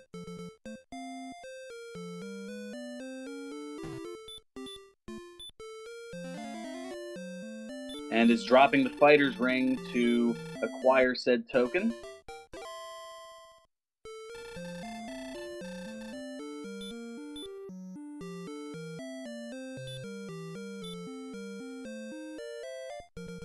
And speak of McGrew in chat saying that it could be done, might be Zelda with 2 spaces, perhaps. So there are some possibilities. That could be things, or maybe Zelda with quotes. So there's ideas being kicked around as up2ng is looking at the stats and seeing if that agility is high. The defense is a little on the low side. The attack power also kind of low. If up2ng was to go after the Dragon Lord now, well, that second form, you'd be looking at an attack range of 6 to 13, plus the hit points are kind of low as well, and is taking the option of heading back into Hawk's Nest to farm on some of those armored knights, and still doing so with the princess.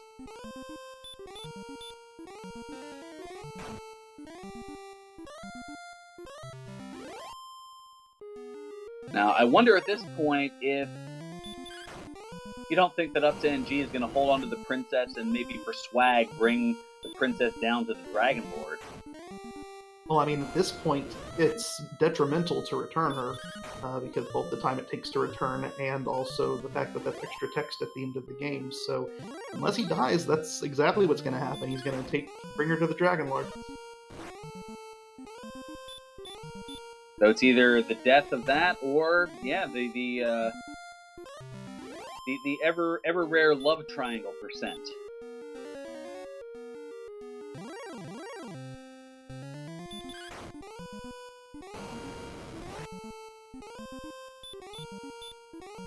So now beeTeas is working on trying to catch up, now having the Hurt More spell, and isn't too terribly far away from level 14, where you'll see the heal spells. And it has been a pretty efficient grind, especially with the Armored Knight having that baby breath only doing about 14 damage.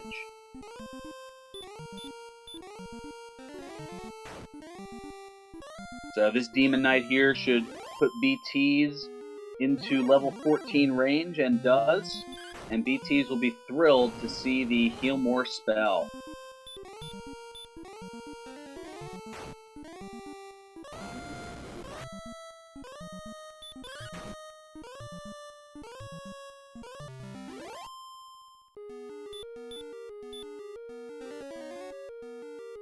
up2ng continuing to work on the grind here.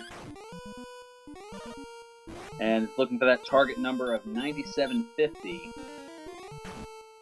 to get the experience to go to level 16. Because the statistics are still fairly borderline, the hit points are a little lower than you want them to be.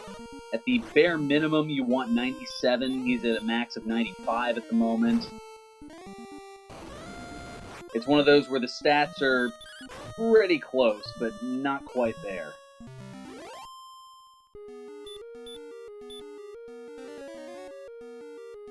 And the Tie-Dye Guy, our restreamer, or I'm sorry, Yanni Man is our restreamer. The Tie-Dye Guy doing the tracking for us here, and haven't shown enough love to Yanni Man here, who's been doing all kinds of work for us, and think actually, yeah, had 4 different races that he was restreaming yesterday. One of the unsung heroes here, but the tie-dye guy noting that level 16 could be go mode, and we'll find out here in a matter of moments as just a couple of more armored knights will put up to NG up to level 16.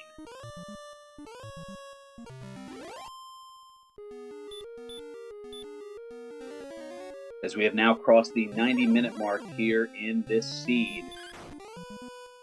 It always seems to be the way. Once you find Erdrick's Sword early, you think, oh, this is going to be a super fast seed, and it doesn't seem to quite happen that way.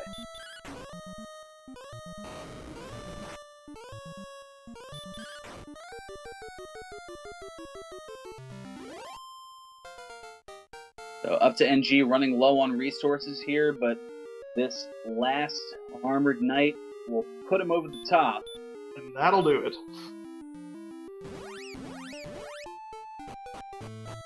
We see here 19 power, 11 response speed. Oh wow, double digits for everything here. It is definitely go time.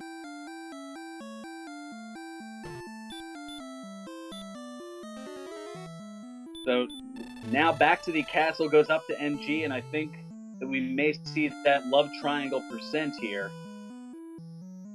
As 108 hit points, 115 magic points. So as far as the number of heal mores being cast, you're looking at 14 heal mores and an attack range of 11 to 23. Yeah, this is pretty close to a free fight, pending any miskeyed inputs or anything of that nature.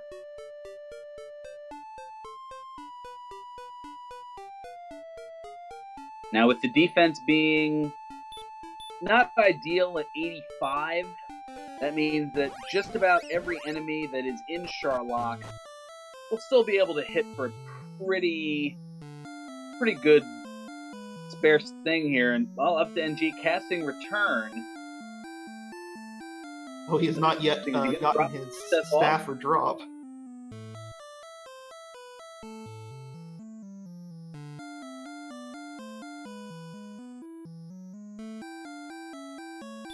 Oh, of course, he was making his way to Sharlock Castle and forgot, I still need the rainbow drop. So, heading into the basement of Tanager Castle to trade in the Silver Heart for the Staff of Rain.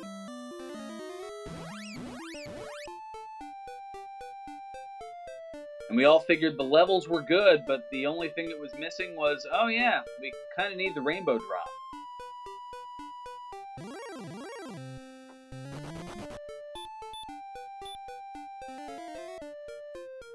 So the Staff of Rain acquired by up to NG.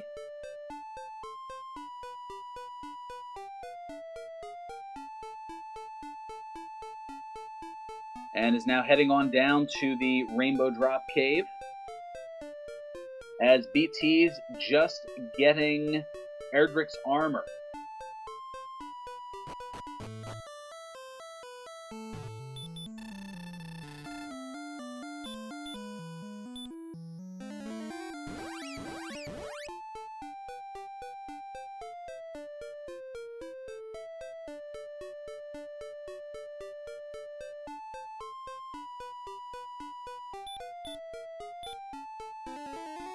The leveling looking to be the factor, the early leveling, as we're looking at a differential of close to 45 minutes between when beeTeas acquired the Rainbow Drop versus when up to NG did.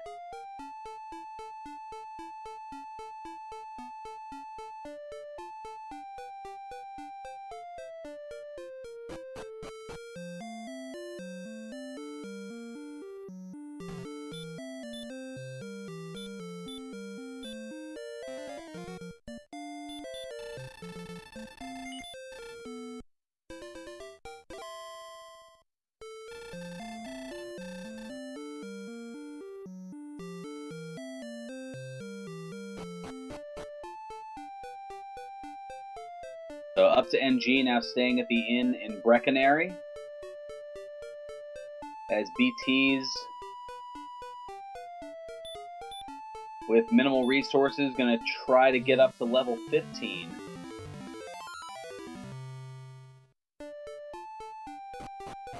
And make sure to give both of these runners a follow, as they have made things very interesting from start to finish here. Although we don't know yet what the finish will be. up2ng in Sherlock Castle now with the Princess Swag and trying to run away from the Axe Knight, but not able to once or twice now. The third time was a charm, but this looks to be where the challenge may occur. It's not so much defeating the Dragon Lord as it is getting to him that's going to be the problem.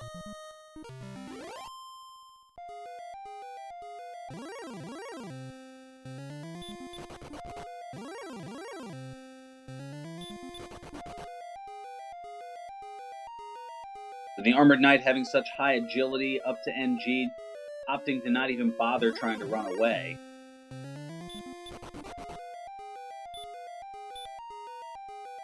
As there is level 15 for beeTeas.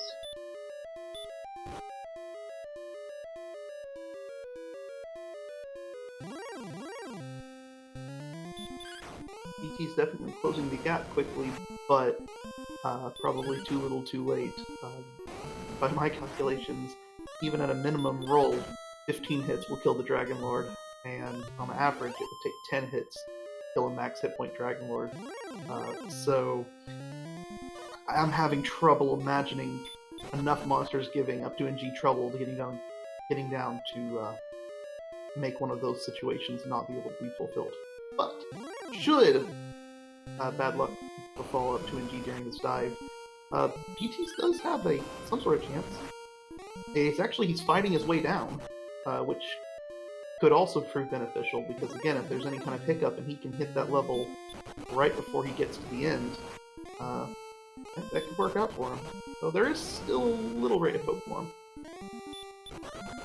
So yes, this is an interesting strategy. Heading on down at 15. Perhaps this is an informational dive, or I was going to say, given the utilization of MP, this is pretty much an informational dive, as he's not going to have the resources to get all the way down there.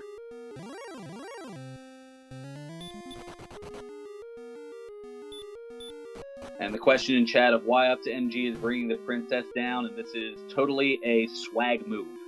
Plus, it's also saving time, as if at this point up2ng takes the princess back to the castle, Tanager Castle, then, well, not only do you have that time wasted as far as the acquisition of Gwaelin's love, which does nothing for them, but it also adds an additional 8 seconds, I believe it is, to the very end of the game, as she wants you to take her with you following victory.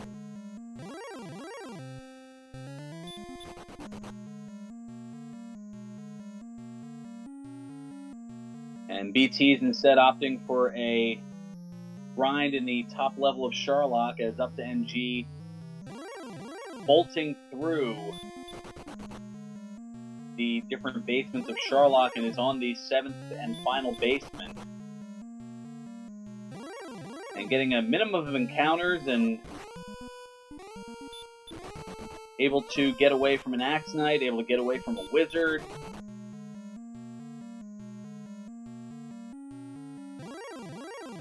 Ambushed by a wizard there, as the wizard is one of the few enemies that has damage broken up2ng, meaning that the wizard's strength is lower than the defense of up2ng, so it creates a different algorithm that allows for a maximum of 14 hit points of damage and a minimum of 0. So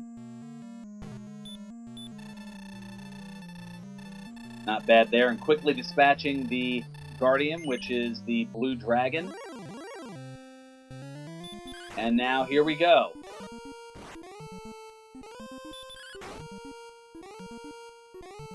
Declining the offer to rule half the world, and here comes the battle with Dragon Lord 1.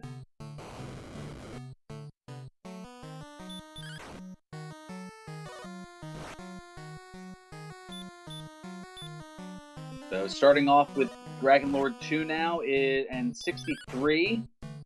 And he's going to attack to start off with, and nice 22. Low roll there, and now 16. That gets it to 38. Having to utilize a heal more, so this is going to go fairly smoothly here, all things considered. A nice high attack at 23. That's 61 by my math here. Going a low roll of 15, that's now 76.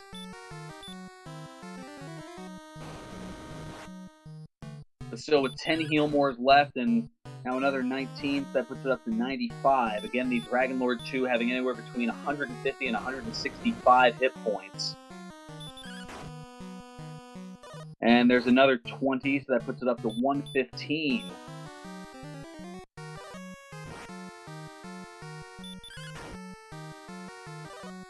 Now at 131, so another 2, maybe 3 attacks, and that will do it here for up to NG. And there's another 21, so 152. Going to cast Heal More just to play safe. And the final attack here for 20, and that is going to do it for up to NG. He is going to go ahead and take it here, as beeTeas, out of resources, is going to head out of Charlotte Castle.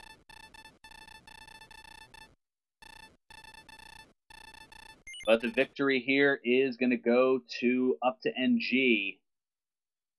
So chat, get out your GGs if you haven't already for up to NG, who is going to finish with an official SRL time of 1 hour, 41 minutes, and 52 seconds.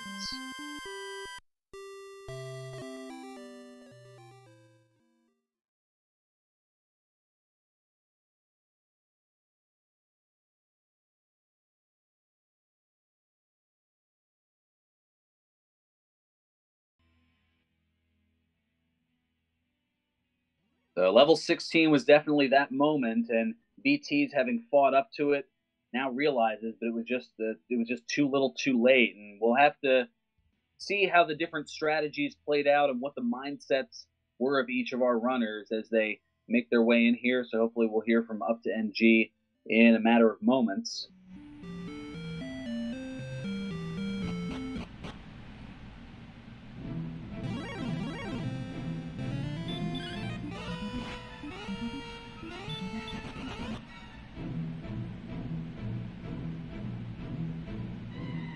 The beeTeas exiting the town and looks to be loaded for bear to take on the Dragon Lord and head back on into Charlock.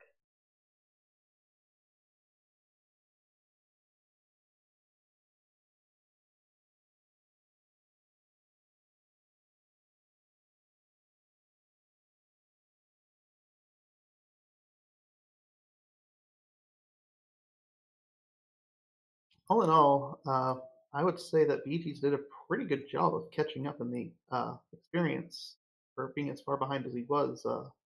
What's going on? We have the victor here, up to NG. Congratulations and GG. What a great race.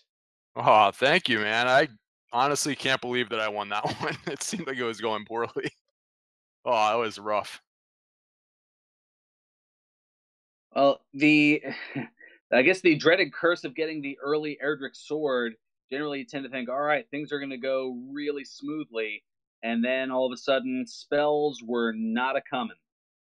Yeah, so my major decision was, like, I just kept grinding for more and more levels, like, on skeletons and stuff, and, like, once I got through to the point where I found Brockenary, I thought it was a mistake, because if I could have just gotten to that point, I could have at least bought some herbs, like, and you can get started if you have 6 herbs.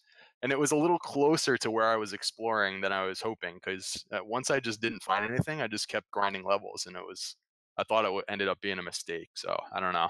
It worked out, I guess. Well, part of the reason that it worked out was that area in between the Grave of Garenham and the Breckenary. There were a lot of vicious monsters, a lot of green dragons, a lot of wizards, the Rogue Scorpion with the Hurt More spell that was sending both runners back to start on a very frequent basis. Yeah, the Rogue Scorpion in particular, it was such like a high value enemy at 70 experience points. I just like kept trying to beat it. I knew it had Hurt More, and it was just like, well, if I can just get one of these, you know, this trip out's worth it, I guess. Like, you can't make any progress when you can't heal yourself, really, and there's that many tough monsters, and you know, you don't have any defensive equipment. So it was, you know, I explored enough of the map to where I felt like, well, there's just not going to be any opportunity to buy any defensive equipment, and I'm just hoping for a heal spell, and we just didn't get it. No, it didn't come until level 14. In fact, a lot of the spells didn't come until late in the game, as all the way up until level 13, there were only 4 out of the 10 spells acquired. Yeah, I know beeTeas is a really good runner at this game, so I just kept thinking that he had found Brockenary and he had bought herbs and he had gotten started, and I was just like catching up the whole time. It was, I was really worried that I was almost an hour into the seed before I really got anywhere. It was very stressful. Well, interestingly enough, you were in way right. beeTeas had found every single town before you found Brockenary, but in the process was not able to kill many monsters, and so you had a significant experience lead on him that he was never able to quite catch up with. Yeah, sometimes that's the gamble too. If it had turned out that we only needed like level 13 or 14 to win, you know, I would have just run out of time because I wouldn't have found everything yet. But if, you know, if you get to where you find everything before you naturally hit the level, then I feel like it's kind of okay in the end if you know, if somebody else found the quest items first. To me, it was more, not so much the quest items, it was more, I just needed to get some defensive equipment to get started, and in order to do that, I felt like if I could have just bought some herbs.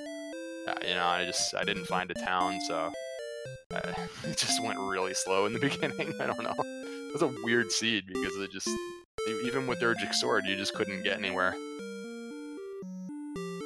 Well, it seemed like not too far from the castle, it almost seemed like it was an intersection of 3 different zones just east and southeast of Tannadill Castle. As you took one step and you had a Drakey, and then you took 2 more steps and you had a skeleton, and then you took a couple of steps south and all of a sudden you see a wizard.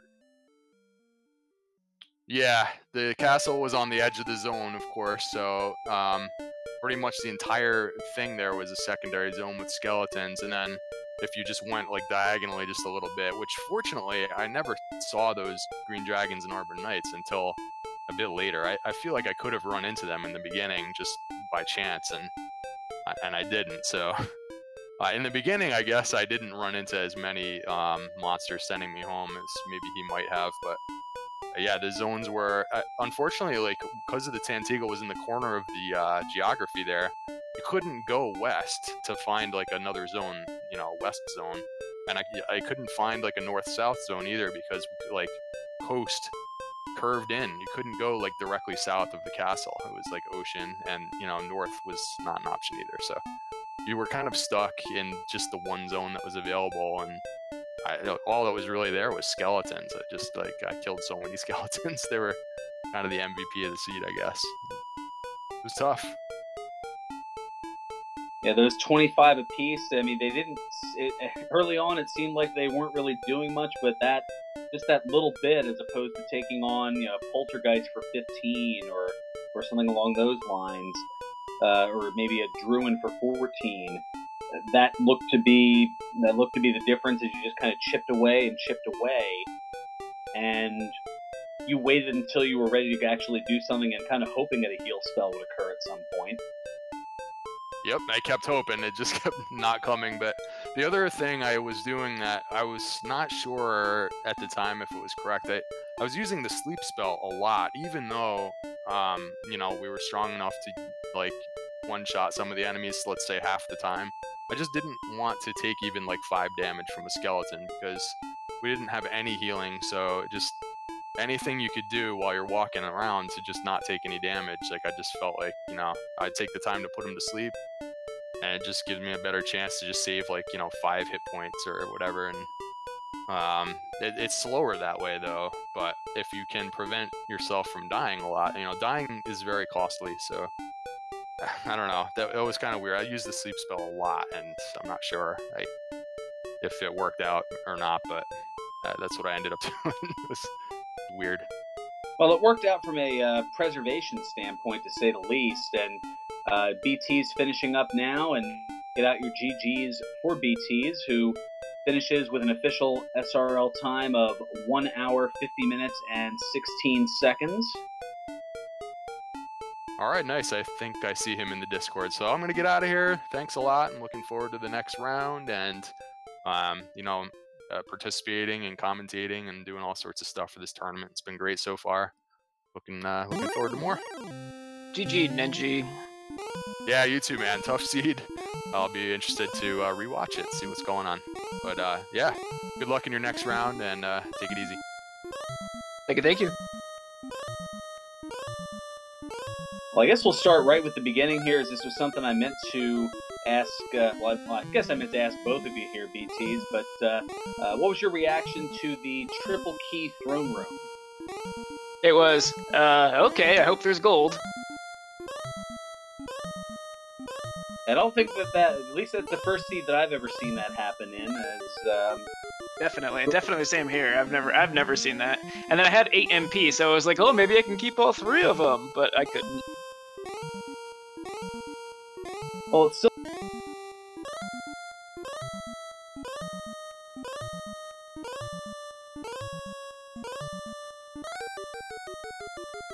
off to the races, but then the enemies weren't exactly cooperative. No, they weren't.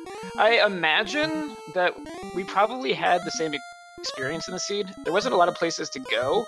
I think the only difference is I just kept getting stuck between the swamps with like 3 health, and then my only choice was to die. Like, I'd just try and make some progress, then I'd get beat down by a blue dragon or something, and then just be stuck between the swamps. Well, the differential looked to be that while you focused on early exploration, up2ng just hung around Tanagel Castle and just kept grinding and grinding, and didn't really make a run for exploration until about level 11, roughly almost 40 minutes into the seed. It looks by my splits I got exploring around level 8, and then it looks like I made a good stab at it, and then looks like I just started grinding when I got lost at 10 or 11 and just started, taking on whatever I could. Every level gave me like a defense break, so I could keep on taking 1 extra monster on at each level. It'd be like 10 to 5 attack power, 15 attack power. Yeah, that worked out really well. I mean, in terms of your gathering all of the items, I mean, you had the rainbow drop by less than 50 minutes into the seed. It was almost double that for up2ng. He didn't get until almost an hour and a half in. But by that point, he was basically at level 16 and was in go mode, and actually started to go to the castle and had to double back because, oh yeah, I still have the silver harp. I need to trade in for the Staff of Rain and get the drop to access the castle. So that took a little bit of time as far as a detour. But yeah, the emphasis on just getting levels and trying to get that heal spell that wasn't coming until level 14. That was more so his plan along the way, and it meant a lot of chipping away at skeletons by the start. And once he had acquired the sleep spell, taking a few cracks at some of the green dragons that were on that first floor of Garen's grave. Yeah, that was just I don't know. I think I was just kind of misled. I kept getting the Demon Knight, and then there's wolves in that territory, which would have been really nice, but I kept getting the Demon Knight.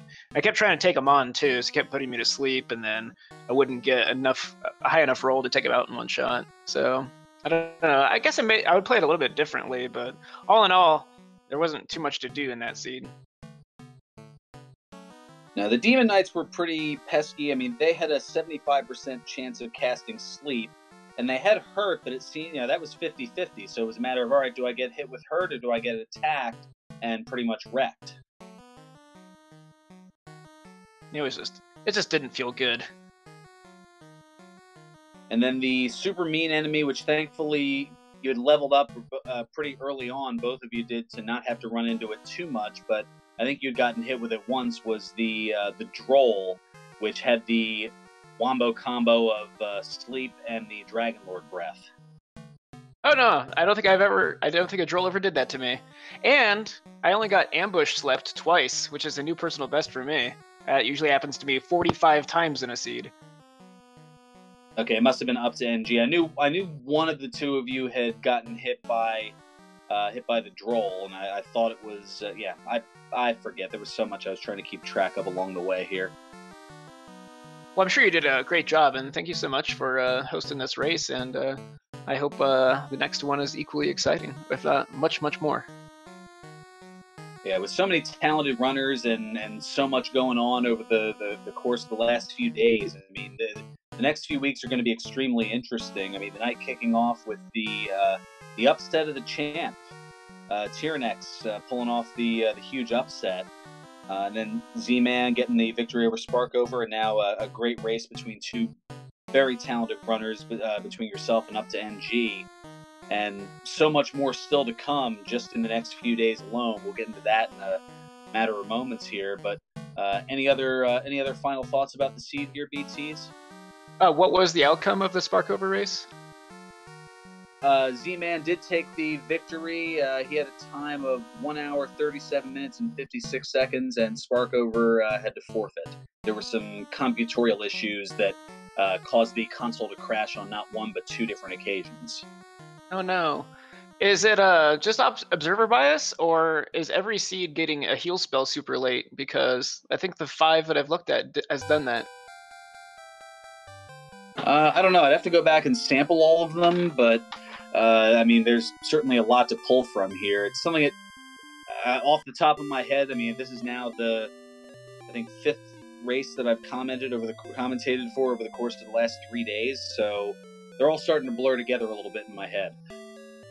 I can tell you for sure that both your race and the one that preceded it between Tyrannex and Game Boy both had level 14 heal mores.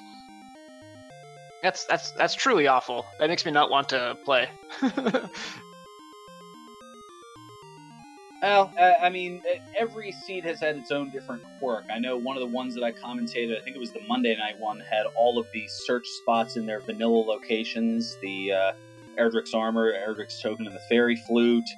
This seed having the anomaly of the 3 magic keys to start off in the throne room. So, I mean, while there are some things that may be similar, there are a lot of things that certainly are different, quirky, and stand out. But I'll have to go back and see as far as the late heal spells among the, what are we at this point? Among the 10 races that we've had thus far. That's crazy. Yeah, obviously you'd want a sample of several hundred, but yeah, I hope that's just another quirk of the Swiss opening, because that would be very interesting. All right, I know I've been kind of stealing the spotlight here. Tilo, any questions for beeTeas here?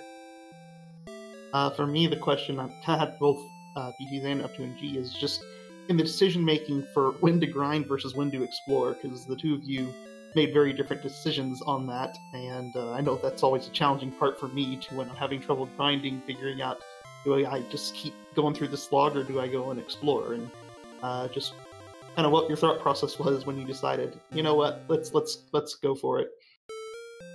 Well, we started with the swords. The first thing I started thinking was, well, I can take out anything that bothers me, and I could just take a quick peek around where I'm starting, get a lay of the land. And then I got nowhere, and then I narrowed down that I was surrounded by swamp, so I decided I was going to need some HP. So you saw me for about 20 minutes just walk up and down on the hill tile adjacent to Tangel. And I think I went to about level 6 or 7, like just right there, just taking on monsters, and then I just try to make a big push to try and see what else I can get. I kind of forgot that I had the sword. Like, I knew that I had it, but when I went to go shopping, I was like, oh, I'm gonna need money for things. But not needing money for a sword, and then just not having any reasonable gold for armor, I just kind of put that off, and I don't know, I guess I got about a half plate quicker, and I maybe could have got further on some of my exploration pushes. But I made one big tour of Alefgard, found everything that I needed to know. I think I explored the fewest possible entrances to complete the game, and I was just looking around for a place to grind after that. Yeah, you had, I was going to say, the Mountain Cave, you didn't even find that, and up2ng ended up exploring that, and they got the Fighter's Ring out of it, got the Death Necklace, which turns out wasn't needed. But yeah, a little bit of a differentiation and exploration there, but yeah, your acquisition of everything was extremely efficient, but the challenge of this seed for both runners was trying to figure out where to grind on enemies. Not only that, it was trying to find that place to grind enemies and bring with you enough HP to make it worth it. I kept getting smacked around, and then I'd have 30 HP to try and do a little grind session. I was just trying to walk back to Breckenary, but get the old Hurtmore from the Rogue Scorpion, and you get set back a couple minutes. And there were, from what I saw, at least 5 occasions where that had happened to you, and I think that, I mean, you mentioned a couple of minutes in each of them. I mean, that might have been the 10-minute differential that might have switched things potentially in your favor. Oh, easily. I think that's kind of how these go, is just, you know, when we can't make a lot of decisions in a seed like this because the map is pretty linear, even though it's like a big spiral. Yeah, it's just gonna be some luck stuff. So what you want to do is you want to make as few input mistakes as possible. Like I did try and I heal more than wanted to hurt more, or vice versa. Like just trying to minimize those mistakes is the only way to try and get a victory in a place where I feel like a lot of us are very evenly matched in something like this. You know, after seeing what happened to Game Boy, I feel like it's just anyone's game. Don't make input mistakes and hope that your luck is enough to overcome whatever other strategy there is. Yeah, and a lot, looking at just, I'm kind of gathering the totals now. I mean, a lot of the races have been pretty close. I mean, this one was about an 8.5 minute difference. We had 3 that were within 6 minutes of each other. The closest of which, the Tristal and Captain Green 7. I mean, that was only a 2.5 minute differential. So, yeah, it's something where all it takes is one decision and it can sway the favor of things. It can turn the tide completely. Absolutely. I love it and I hate it, and it's the greatest thing. Dragon Warrior Randomizer is the greatest emotional battle for me.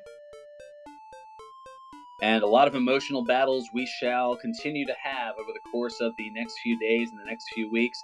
beeTeas, thank you for joining us here. Gonna just about wrap things up here for the next few hours, as there's certainly a lot more going on here among the Randomania networks, including another of our Dragon Warrior Randomizer Tournament races going deep into the night tonight, as at 2 a.m. Eastern, just a little less than 3 hours from now, right here on Randomania, it'll be Jake Hoper taking on Zarnax 42.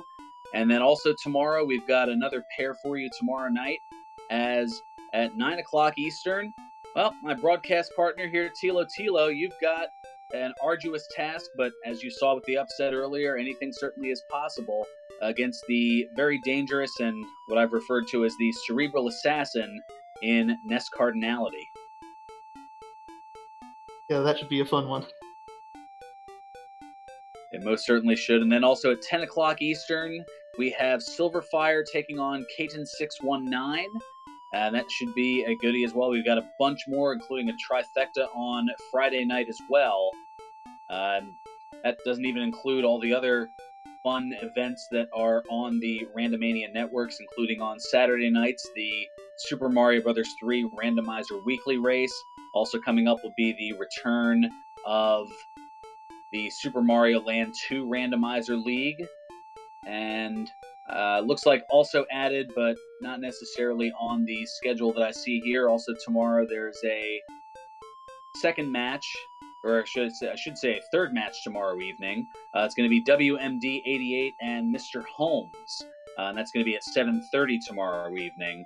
I don't believe that that's on the Randomania schedule that would be on the link that you see on the Twitch channel, but that I'm sure can be added on that. And Yoniman's going to be on the restream for that, who has also been restreaming for us here and doing a fantastic job. I also want to thank the Tie-Dye guy for the tracking, as there's certainly been quite a bit to track here, as well as Tilo. You've been You've been fantastic here. I appreciate commentating with you here. You're doing double duty here, as earlier tonight you had the matchup between Game Boy F9 and Tyrannex.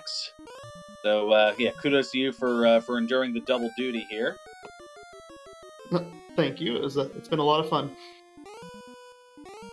Most certainly has. So make sure to give all the folks behind the scenes a follow, as well as our two runners here. And for Yanaman, the Tie-Dye Guy, and Tilo, I'm Ferran Burgundy saying until next time, may your moves be excellent and your seeds stay classy. Good night, everyone.